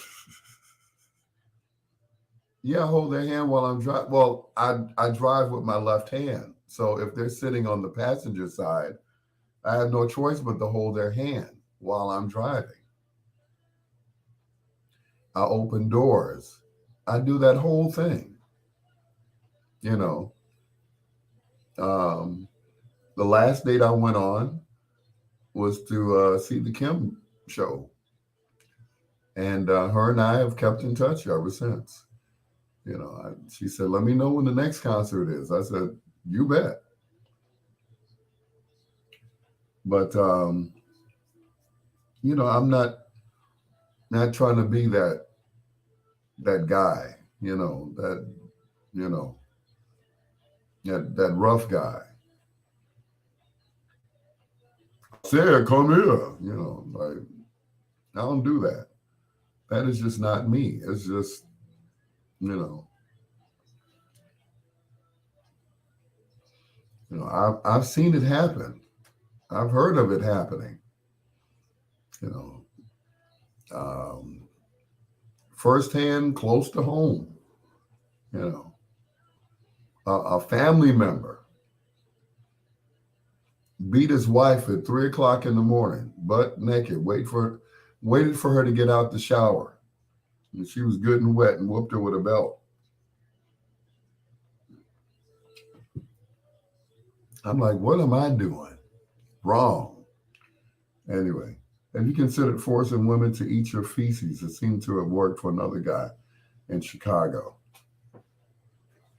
Yeah, I guess.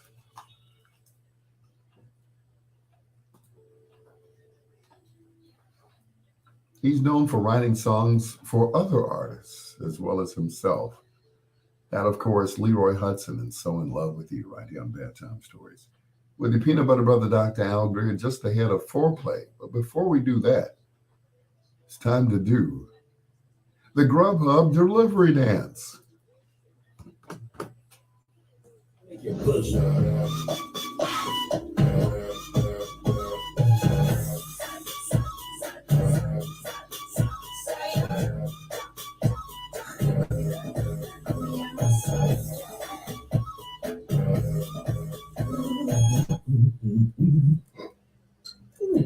Get the food you love with perks from Love What You Love. Ooh. Grubhub, of course, is a proud sponsor of Bedtime Stories here on WOSD Radio DB Chicago, WDLB Indianapolis in Chicago, and WRLN, a Ray Neal media station. It's your peanut butter brother, Dr. Al Greer. This guy's from Slab Fork, Virginia, of all places. Slab Fork. Never heard of that place before, right? He used to work on airplanes. As a matter of fact, on one of his album covers, he took a picture actually at work. You can see him with his lunchbox and everything.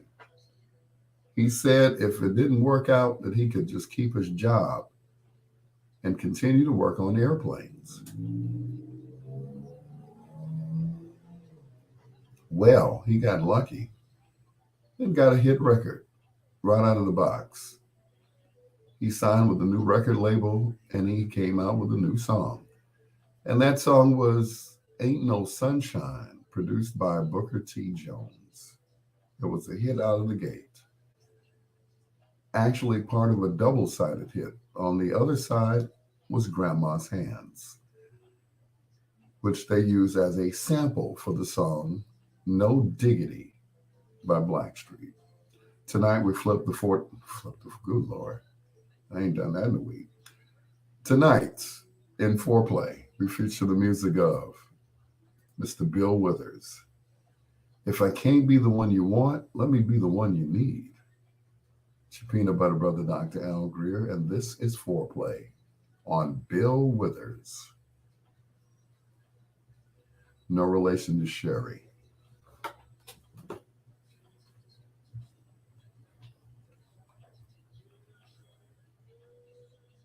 about you, babe.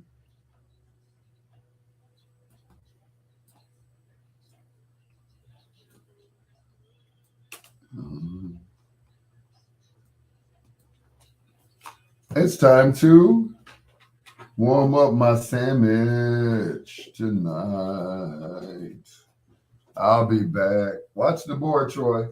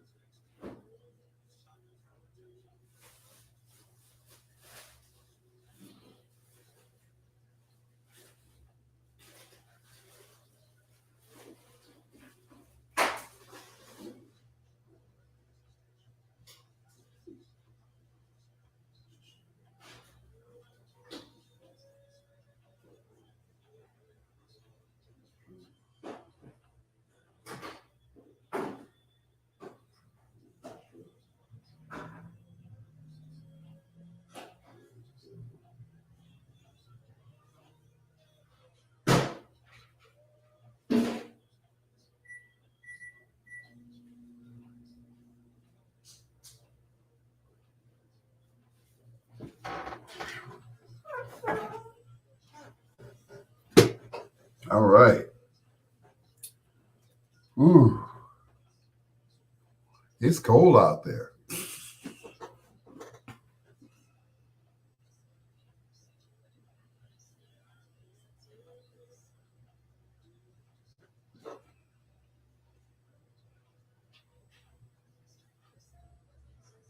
Yes, I'm going out to the line.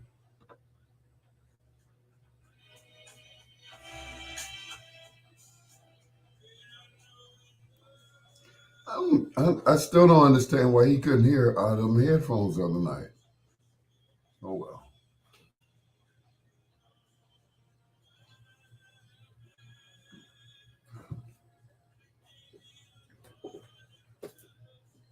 Let me be the one you need.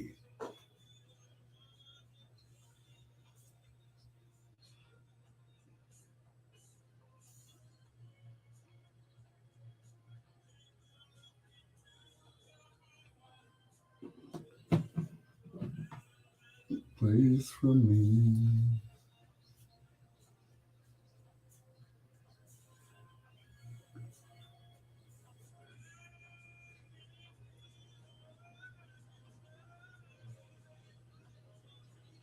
What you need.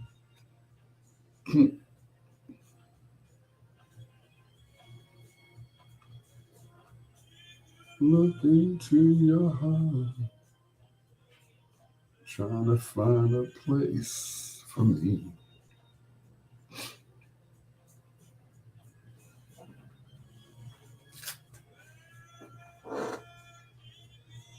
Mm-hmm.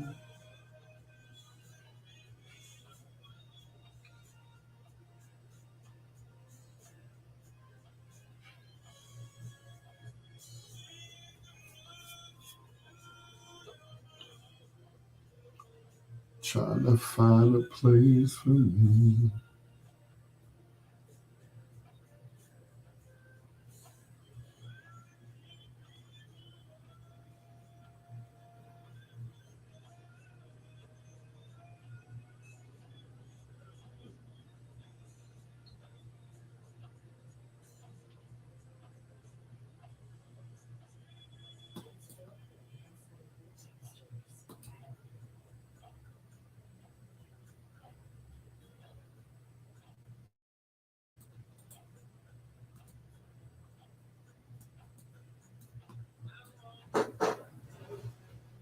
With you.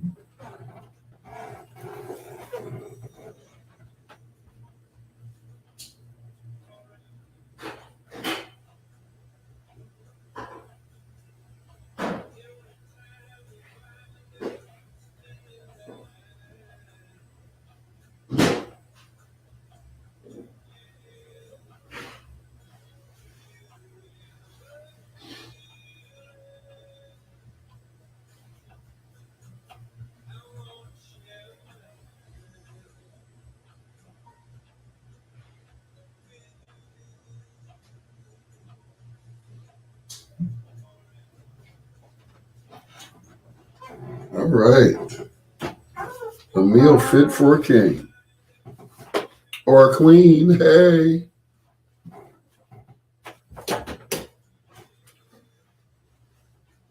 I'm back. Where did Terry from Gary go? Terry. Oh, Terry. Oh, Terry.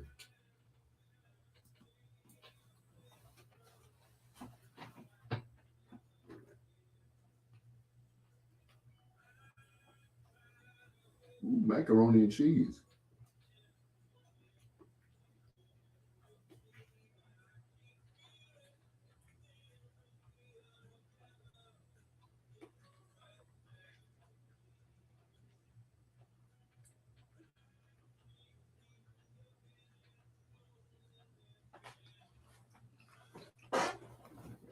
I know that's right. Can't keep looking at loneliness and calling it freedom.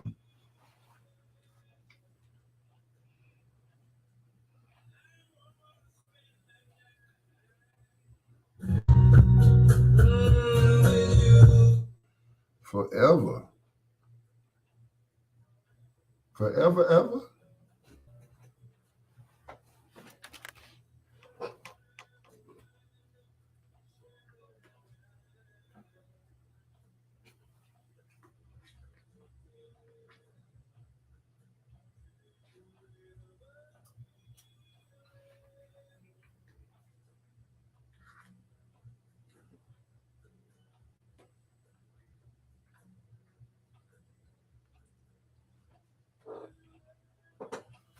It's been the night.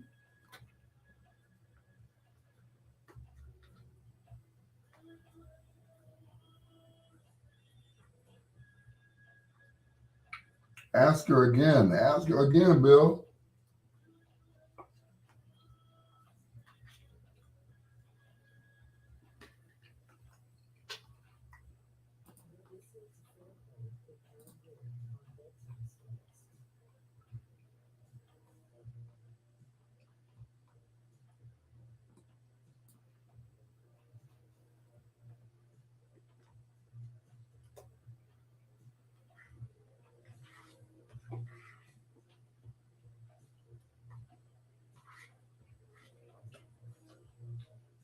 Mm.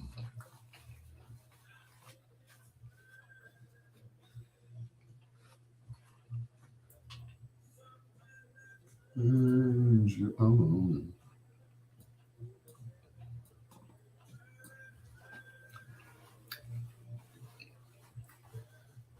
Get to the range. Okay. So I guess that's no on the fireball. Okay. I understand. Gotta do 12 hours.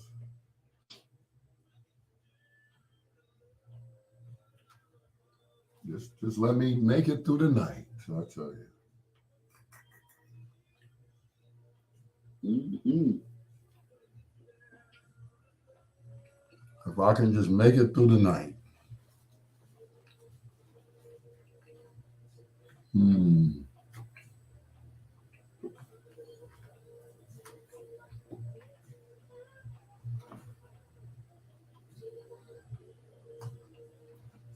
Help me make it through the night.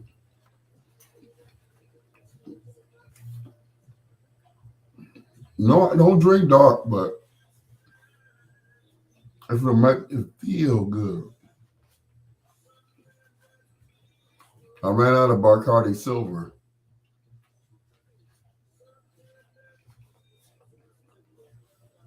Yep, ran out of it.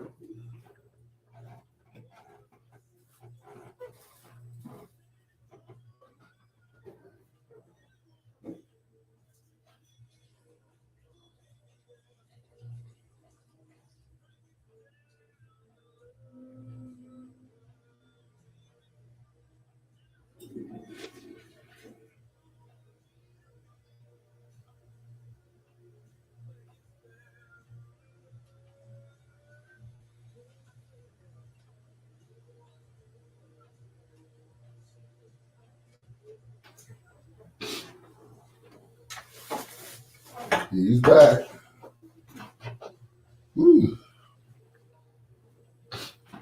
Please, I drink dark, light, purple right now. For real. Anything to get better.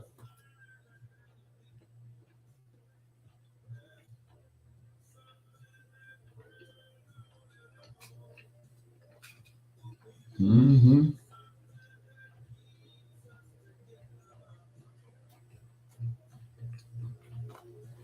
And think of it. Um,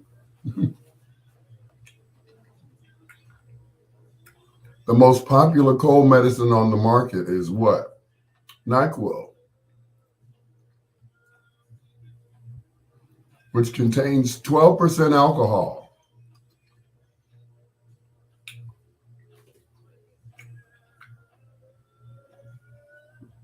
I'm just saying, it says it on the label. 12% alcohol. That was a smart guy. Whoever made that stuff, that was a smart guy.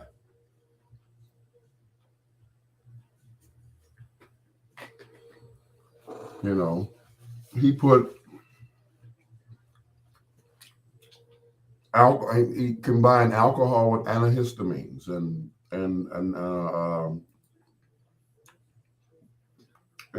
what you call it?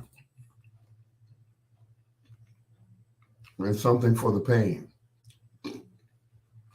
So you don't have a hangover the next day because it's already in there. Just saying, it's already in there. All the ingredients.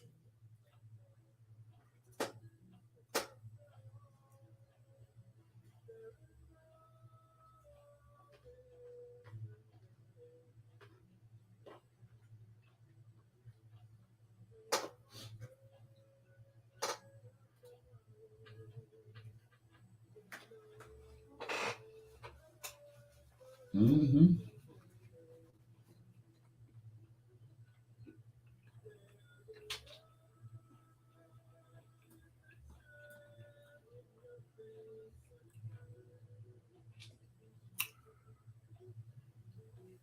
Yep, I drink some Fireball or whatever. Whatever it killed this cold, boy.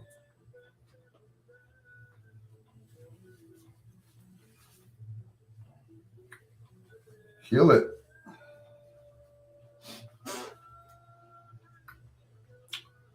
These are turkey tips that I'm eating.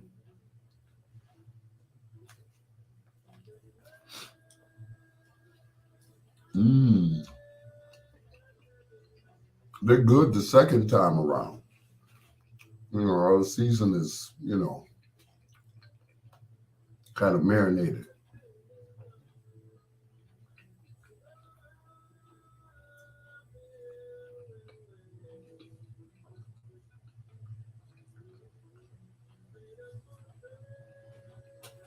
On tomorrow. Mm-hmm.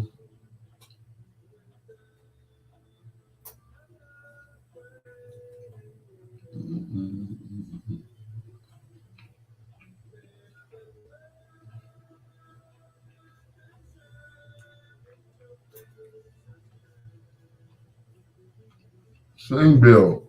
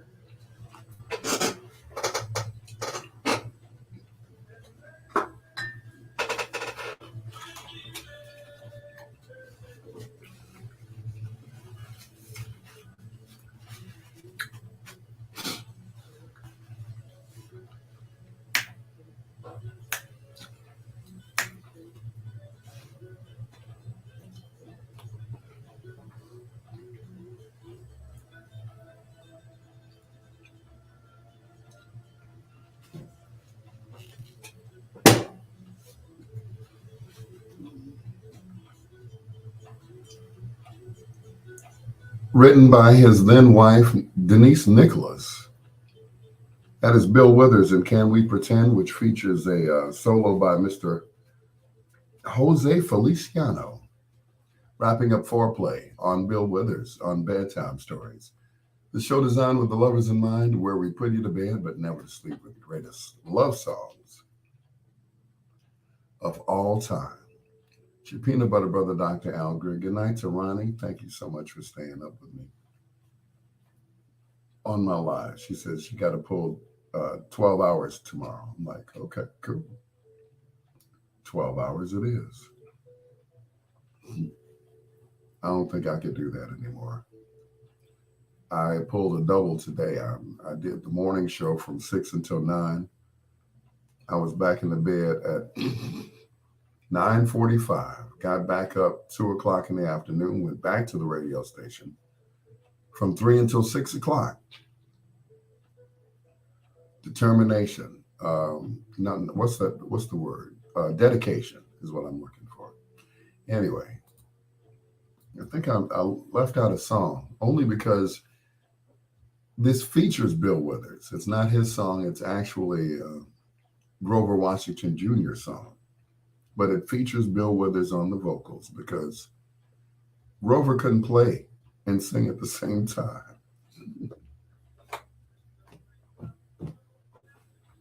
Of it all.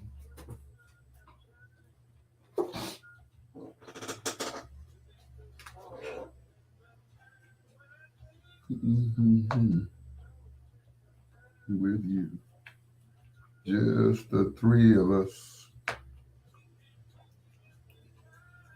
The three of us.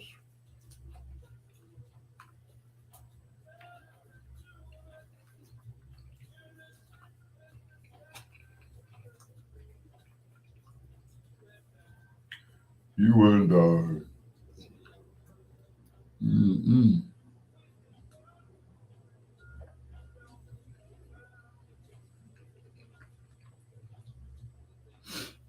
Turkey tips is what these are called.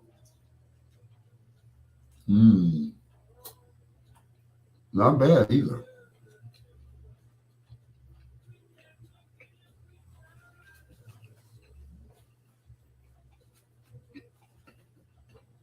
Mm-mm-mm-mm.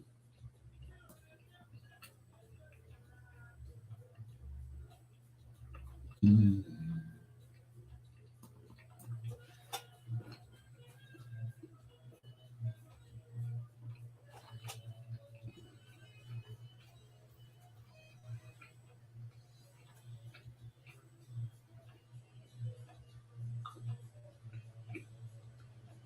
Mm-mm-mm-mm.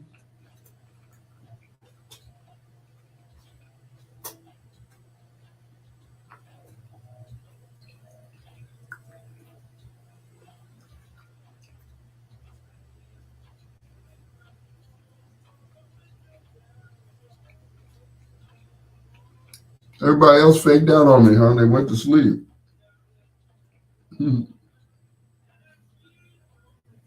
Just you and me, huh, Troy?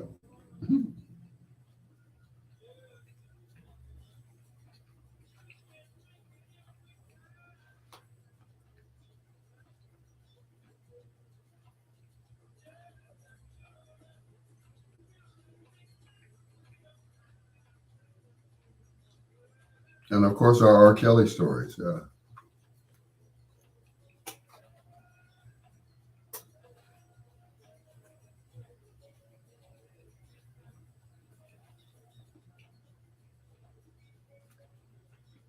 Mm-hmm.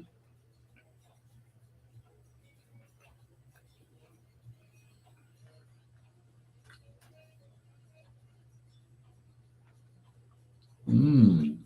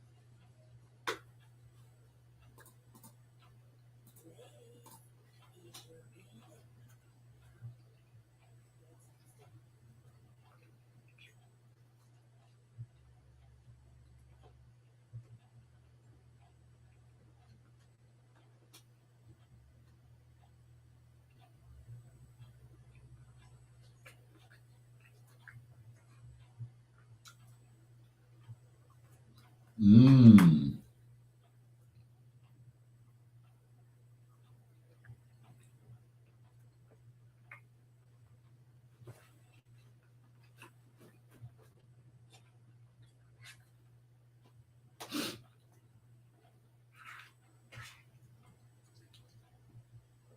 Singberry.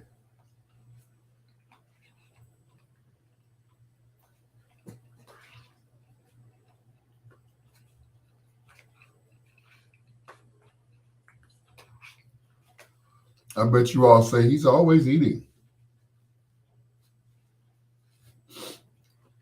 I'm just happy to have my appetite back, as well as my voice.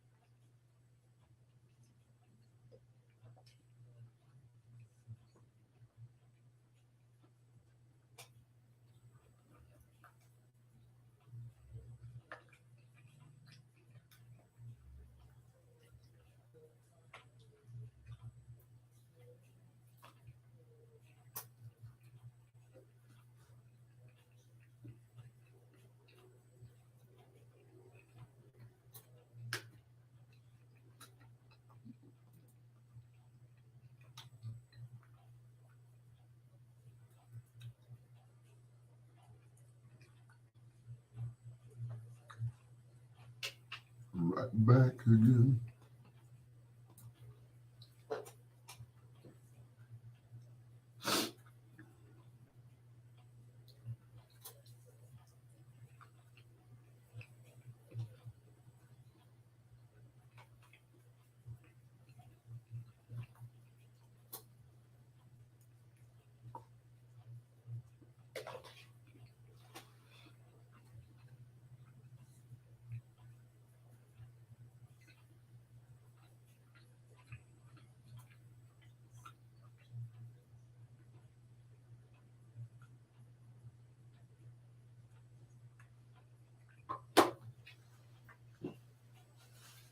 Guess I was hungry, huh?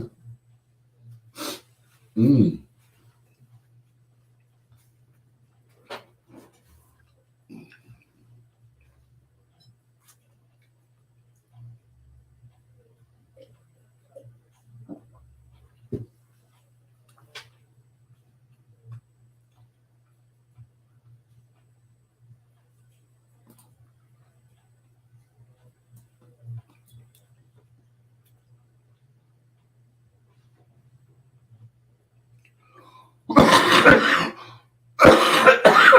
Good Lord.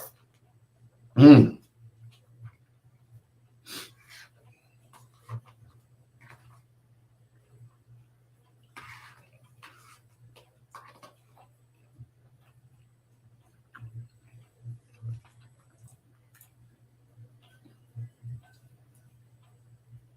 Mm.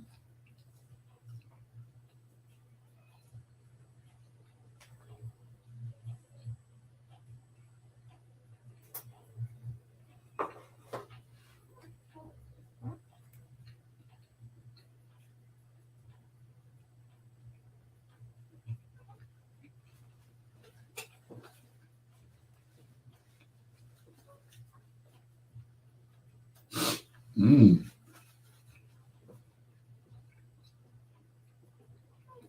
I must have been hungry. Not like I didn't eat anything all day.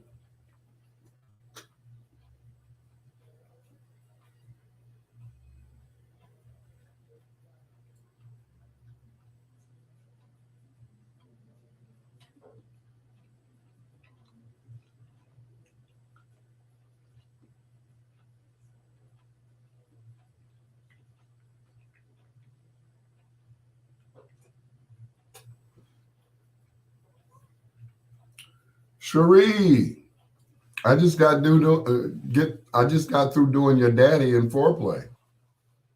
Bill Withers. How are you, sweetheart?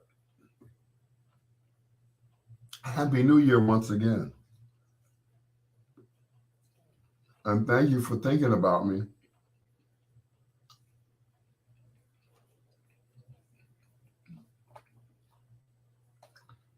Cherie always thinks about me in the middle of the day.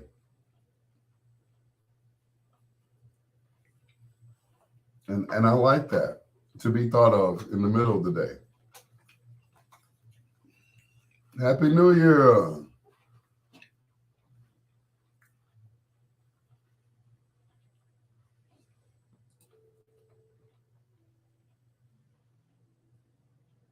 One of his last songs, the maestro, Barry White.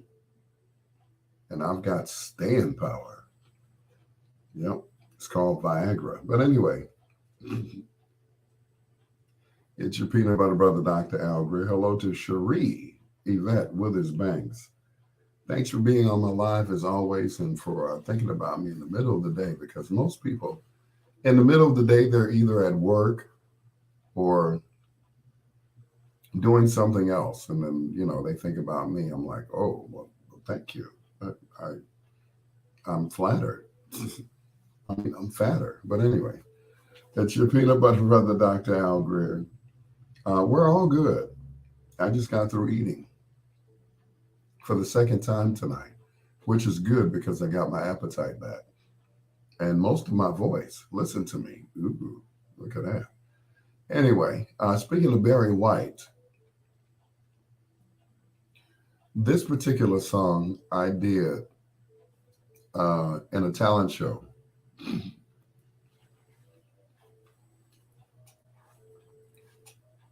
Okay, I know you all are waiting. I'm waiting for the punchline. I'm waiting for Troy to say, yeah, okay.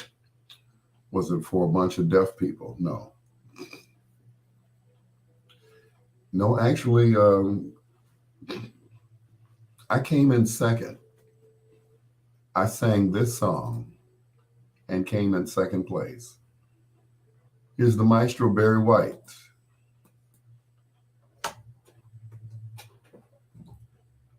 Boom, boom, boom. Would you say Wendy Williams is totally a dude?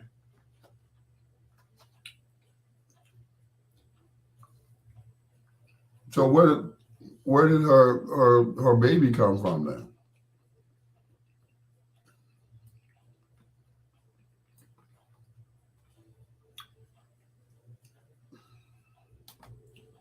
Are you saying that Wendy's really a man? Is that what you're saying?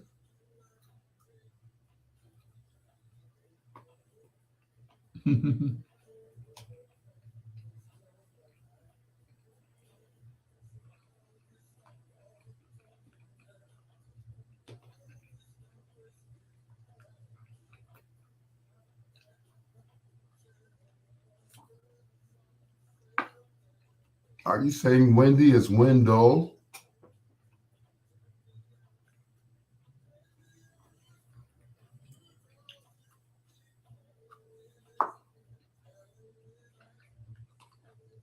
I remember before Wendy really blew up, her Adam's apple was as big as her testicles. That might be true. I don't know.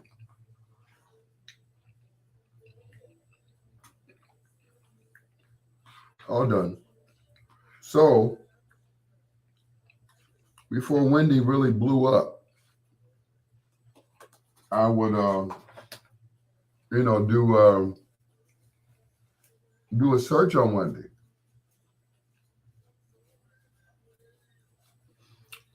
I guess she had Wikipedia take down her middle name. I guess to avoid jokes.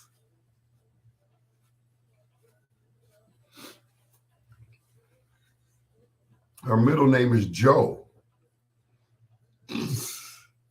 Wendy Joe Williams.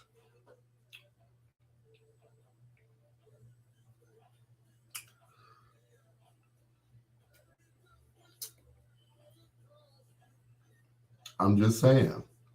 Wendy Joe Williams. Maybe her parents wanted a boy, and you know, there are no early pictures of Wendy. I'm just saying.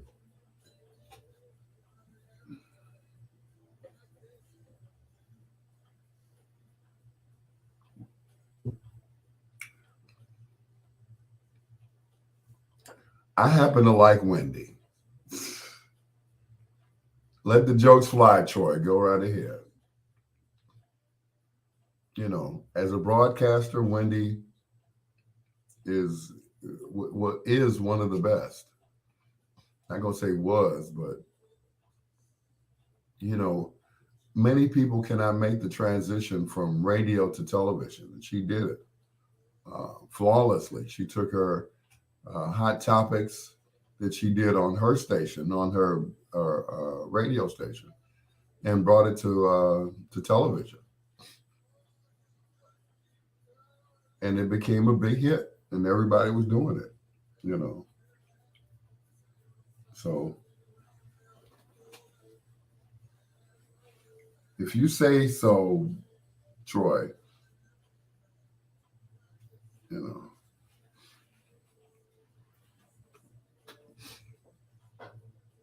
her problem is transitioning from male to female. Okay.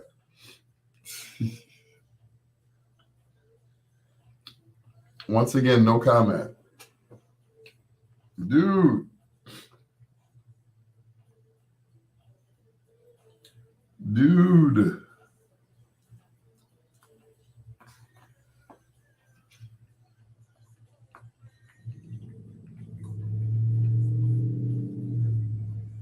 You're not going to get me in trouble with the LBGQ TQ community. Mm-mm. Did you hear what Al Greer said last night? Mm-hmm.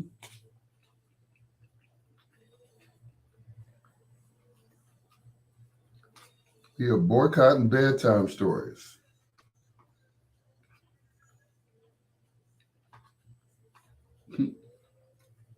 Al was talking about us. Mm-hmm. The views and opinions are those of Troy Anthony and not those of Al Greer, AG Entertainment Company, Biggs Radio, nobody. WRLN Radio, Radio USA, nobody.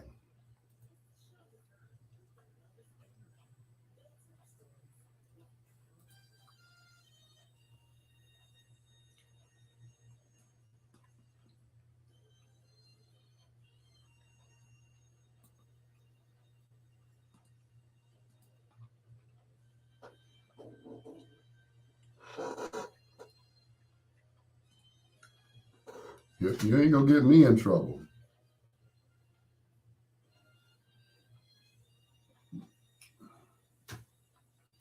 The views and opinions of all are all of Troy Anthony, not me.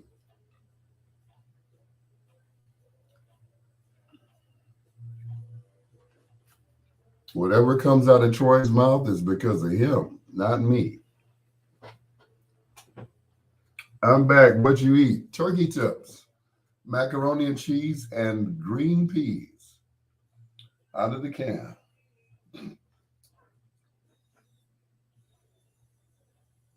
It was all good, and it's all gone. Turkey tips with barbecue sauce on them. They were delicious, and now they are gone.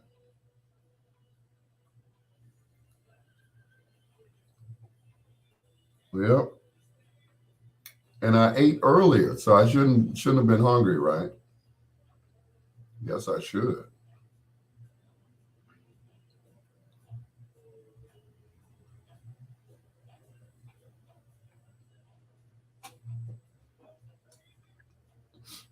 Ate it all.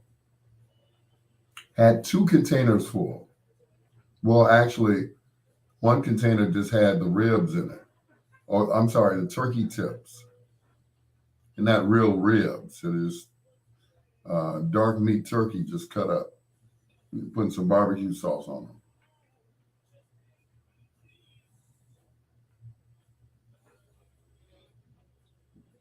them. Ooh, excuse me. Excuse me.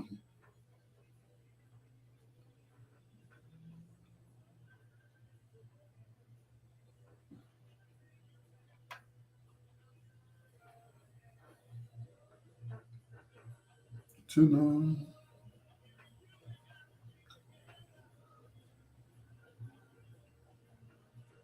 My birthday's next Wednesday. I'll be 62. All right.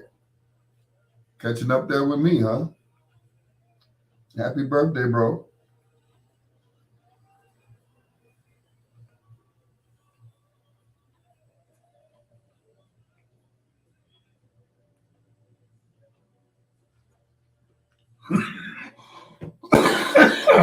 mm, I coughed at it. Did you were wrong?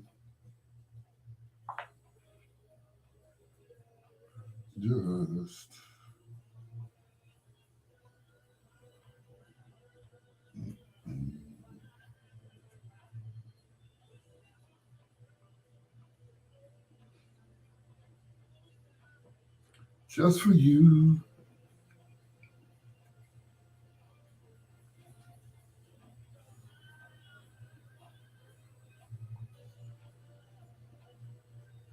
You.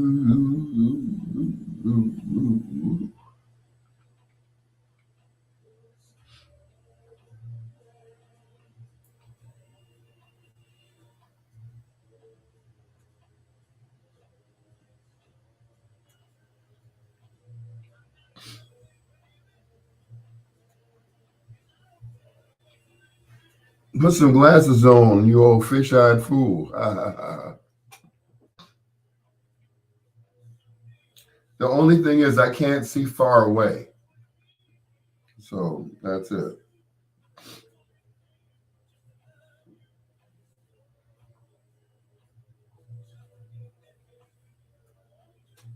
Now close up, I can see everything.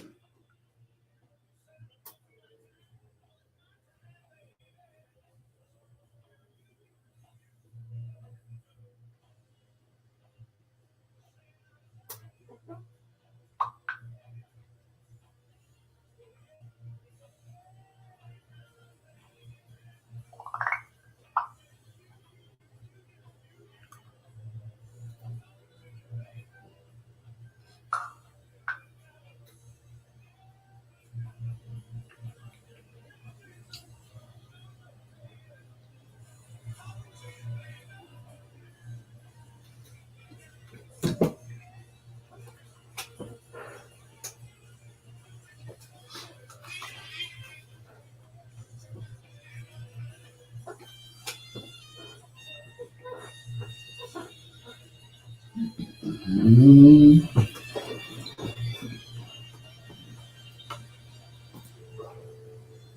Tower Power, and you're still a young man, right here on Bedtime Stories. The show designed with the lovers in mind, where we put you to bed, but never to sleep with the greatest love songs of all time. Ken Watlington says his birthday will be next Monday. He will be 60 plus or minus two. Or what is it, plus two or minus two? Which one is it, sir? Anyway, come to my party at the New Look restaurant. Really? Is that where your party gonna be? Okay. I'm there. I am definitely there. Tower Power, you're still a young man, right here on Bedtime Stories with your peanut butter brother, Dr. Al Greer. I don't know why I keep playing this next song. I guess I'm trying to convince myself of something or others of something. You know, there's a song. I forgot the artist name. I think it's Jaheim. You know, talking about the player hanging up his jersey Well, when I got married the first time, I planned to get married in the gym. That way we could have a jersey ceremony where my jersey would be lifted to the rafters, with my name on it and all of that stuff. I thought that was a little bit too corny, but it was the way I felt at the time. I said, when I turn 50, I'm going to be a good man, or a better man, I should say, a real man. We got married in August, and it was all over in November. Here's Morris Day and the time. Gigolos, they get lonely too. You didn't know? It's bedtime stories with your peanut butter brother, Dr. Al Greer, and his broken mic. I think I fixed it.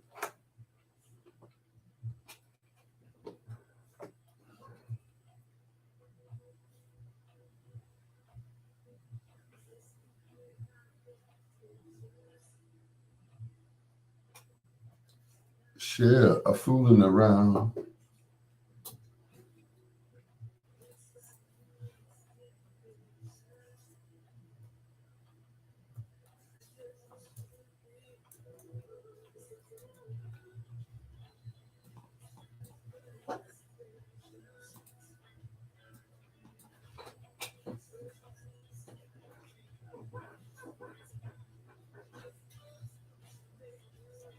What is the party Monday at the New Look?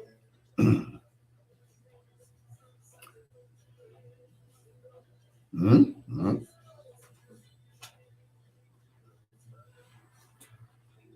I might have to take the night off from bedtime stories to come party with you. Even though you didn't come to my party, but it's different. I know it's not about me.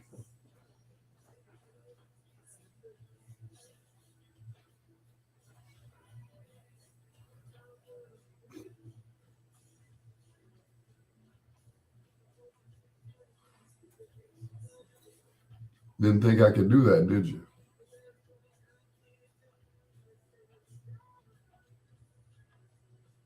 This is officially from the Prince Estate.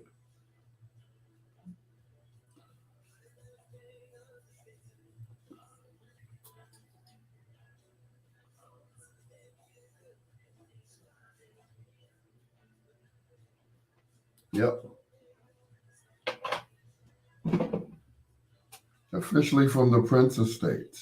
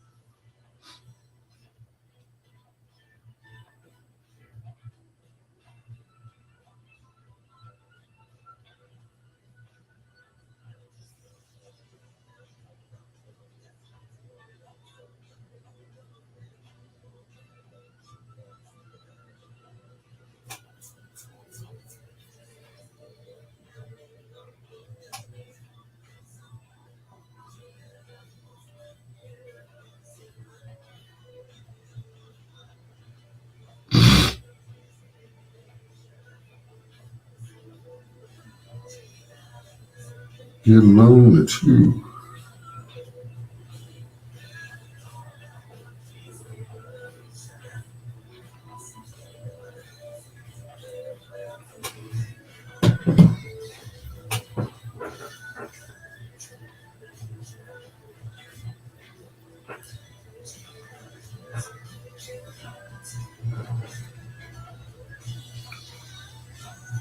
I'm gonna be your DJ. Okay, cool.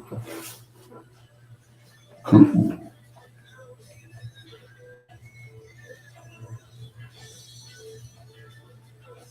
Those are my brothers over there, Nate and Ted.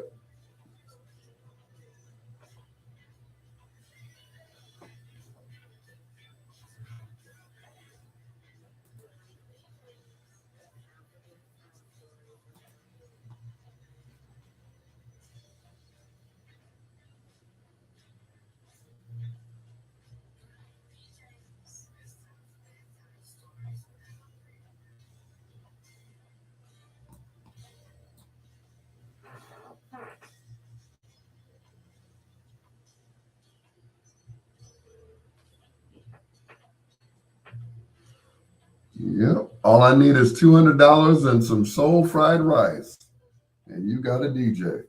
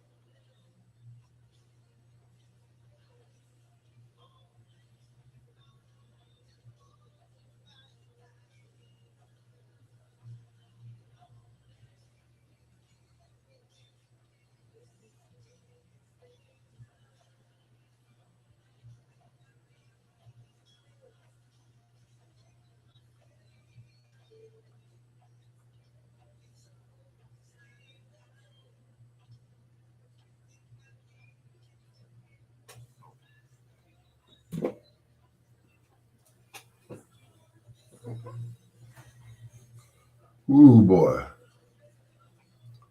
I'm going to run to the bed, boy. I tell you.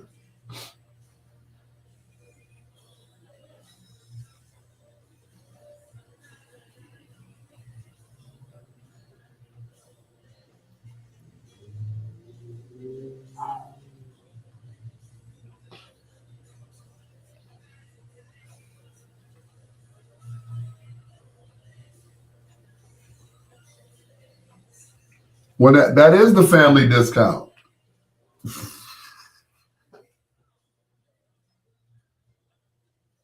Yeah, 200 is the family discount. It's usually $400-$500, even to spend down there. You know, I've done parties down there. I've gotten like $300-$400. You said 75. Ooh, 75. I can bring a Bluetooth speaker out there and a karaoke mic. Yeah, this equipment ain't light no more, and I ain't strong like I used to be. Yeah. And get them to give you half. You know, you pay 100 and they pay 100.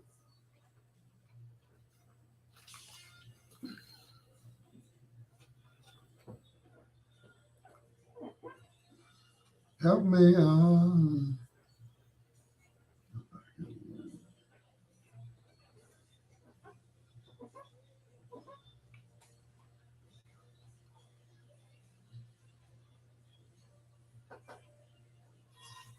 Sometimes I get lonely.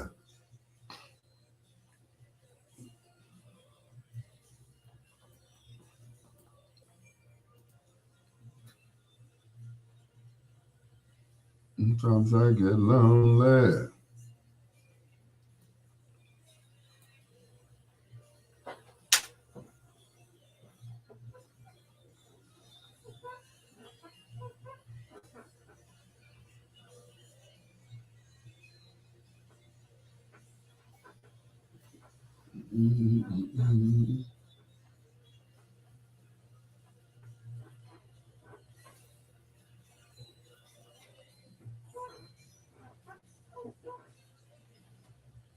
I think of you only.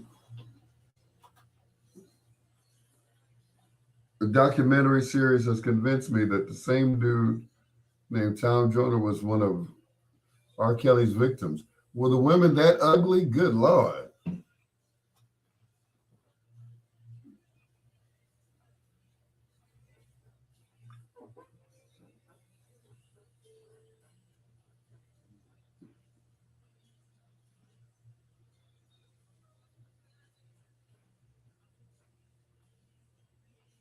Jeez, man.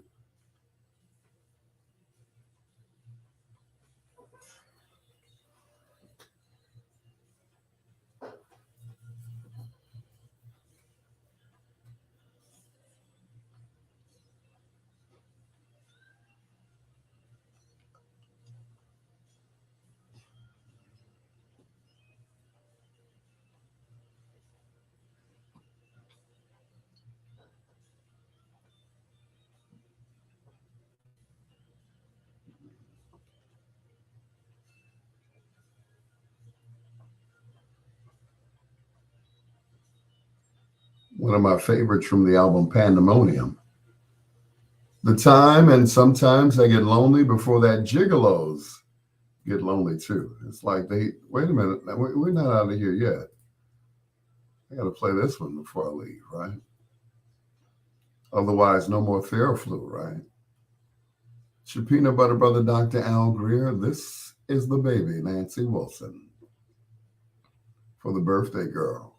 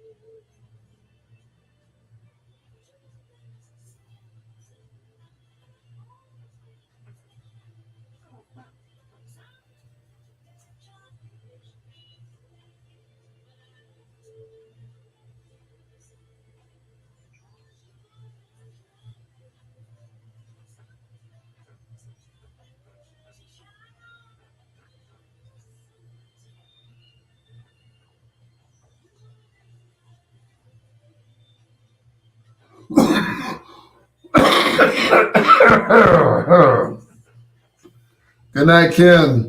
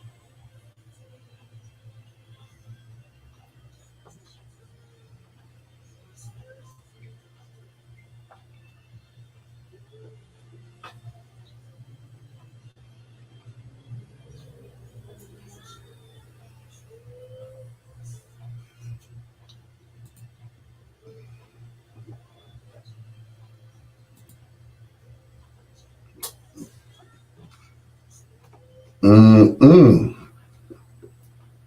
Good till the last drop.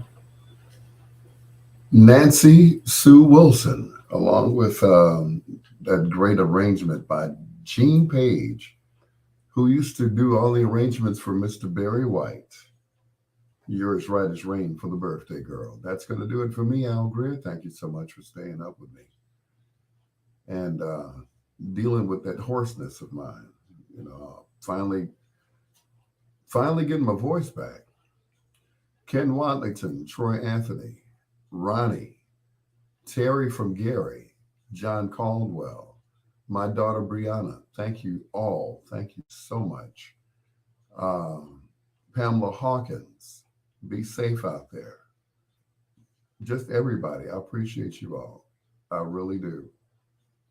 We do it again real soon, right here on Bedtime Stories. Tell your friends about it. Like us on Facebook.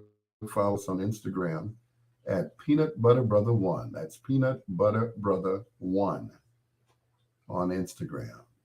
It's all Ebonics. Peanut, the word peanut, butter, B-U-T-T-A, brother, B-R-O-T-H-A, one, and that's on Instagram. Also, don't forget to check that whether it's Banks page. If you'd like to hire her in 2023 to come and do some Whitney Houston for you, she's the real deal, y'all. You know, we got Rico, who looks like Michael Jackson. We got Cherie, who looks like Whitney Houston. So, yeah, we got the good ones. We got the good ones. Terry Sams, Darius Lawrence, TC, Les Keith Scotts, Fahim Manure, Valerie Belcher, Hazel Honey Greer, that's my cousin, Bernard Dean Moulton, that's Dino, Chiffon Miller, Ken Wadlington. Thank you all. Brenda Brown Long, aka Juicy B. That's it. I quit. Got a split. Sound like PJ Willis there. Anyway, till next time, blue skies, green lights, and peace. Good night, Miss Delicious.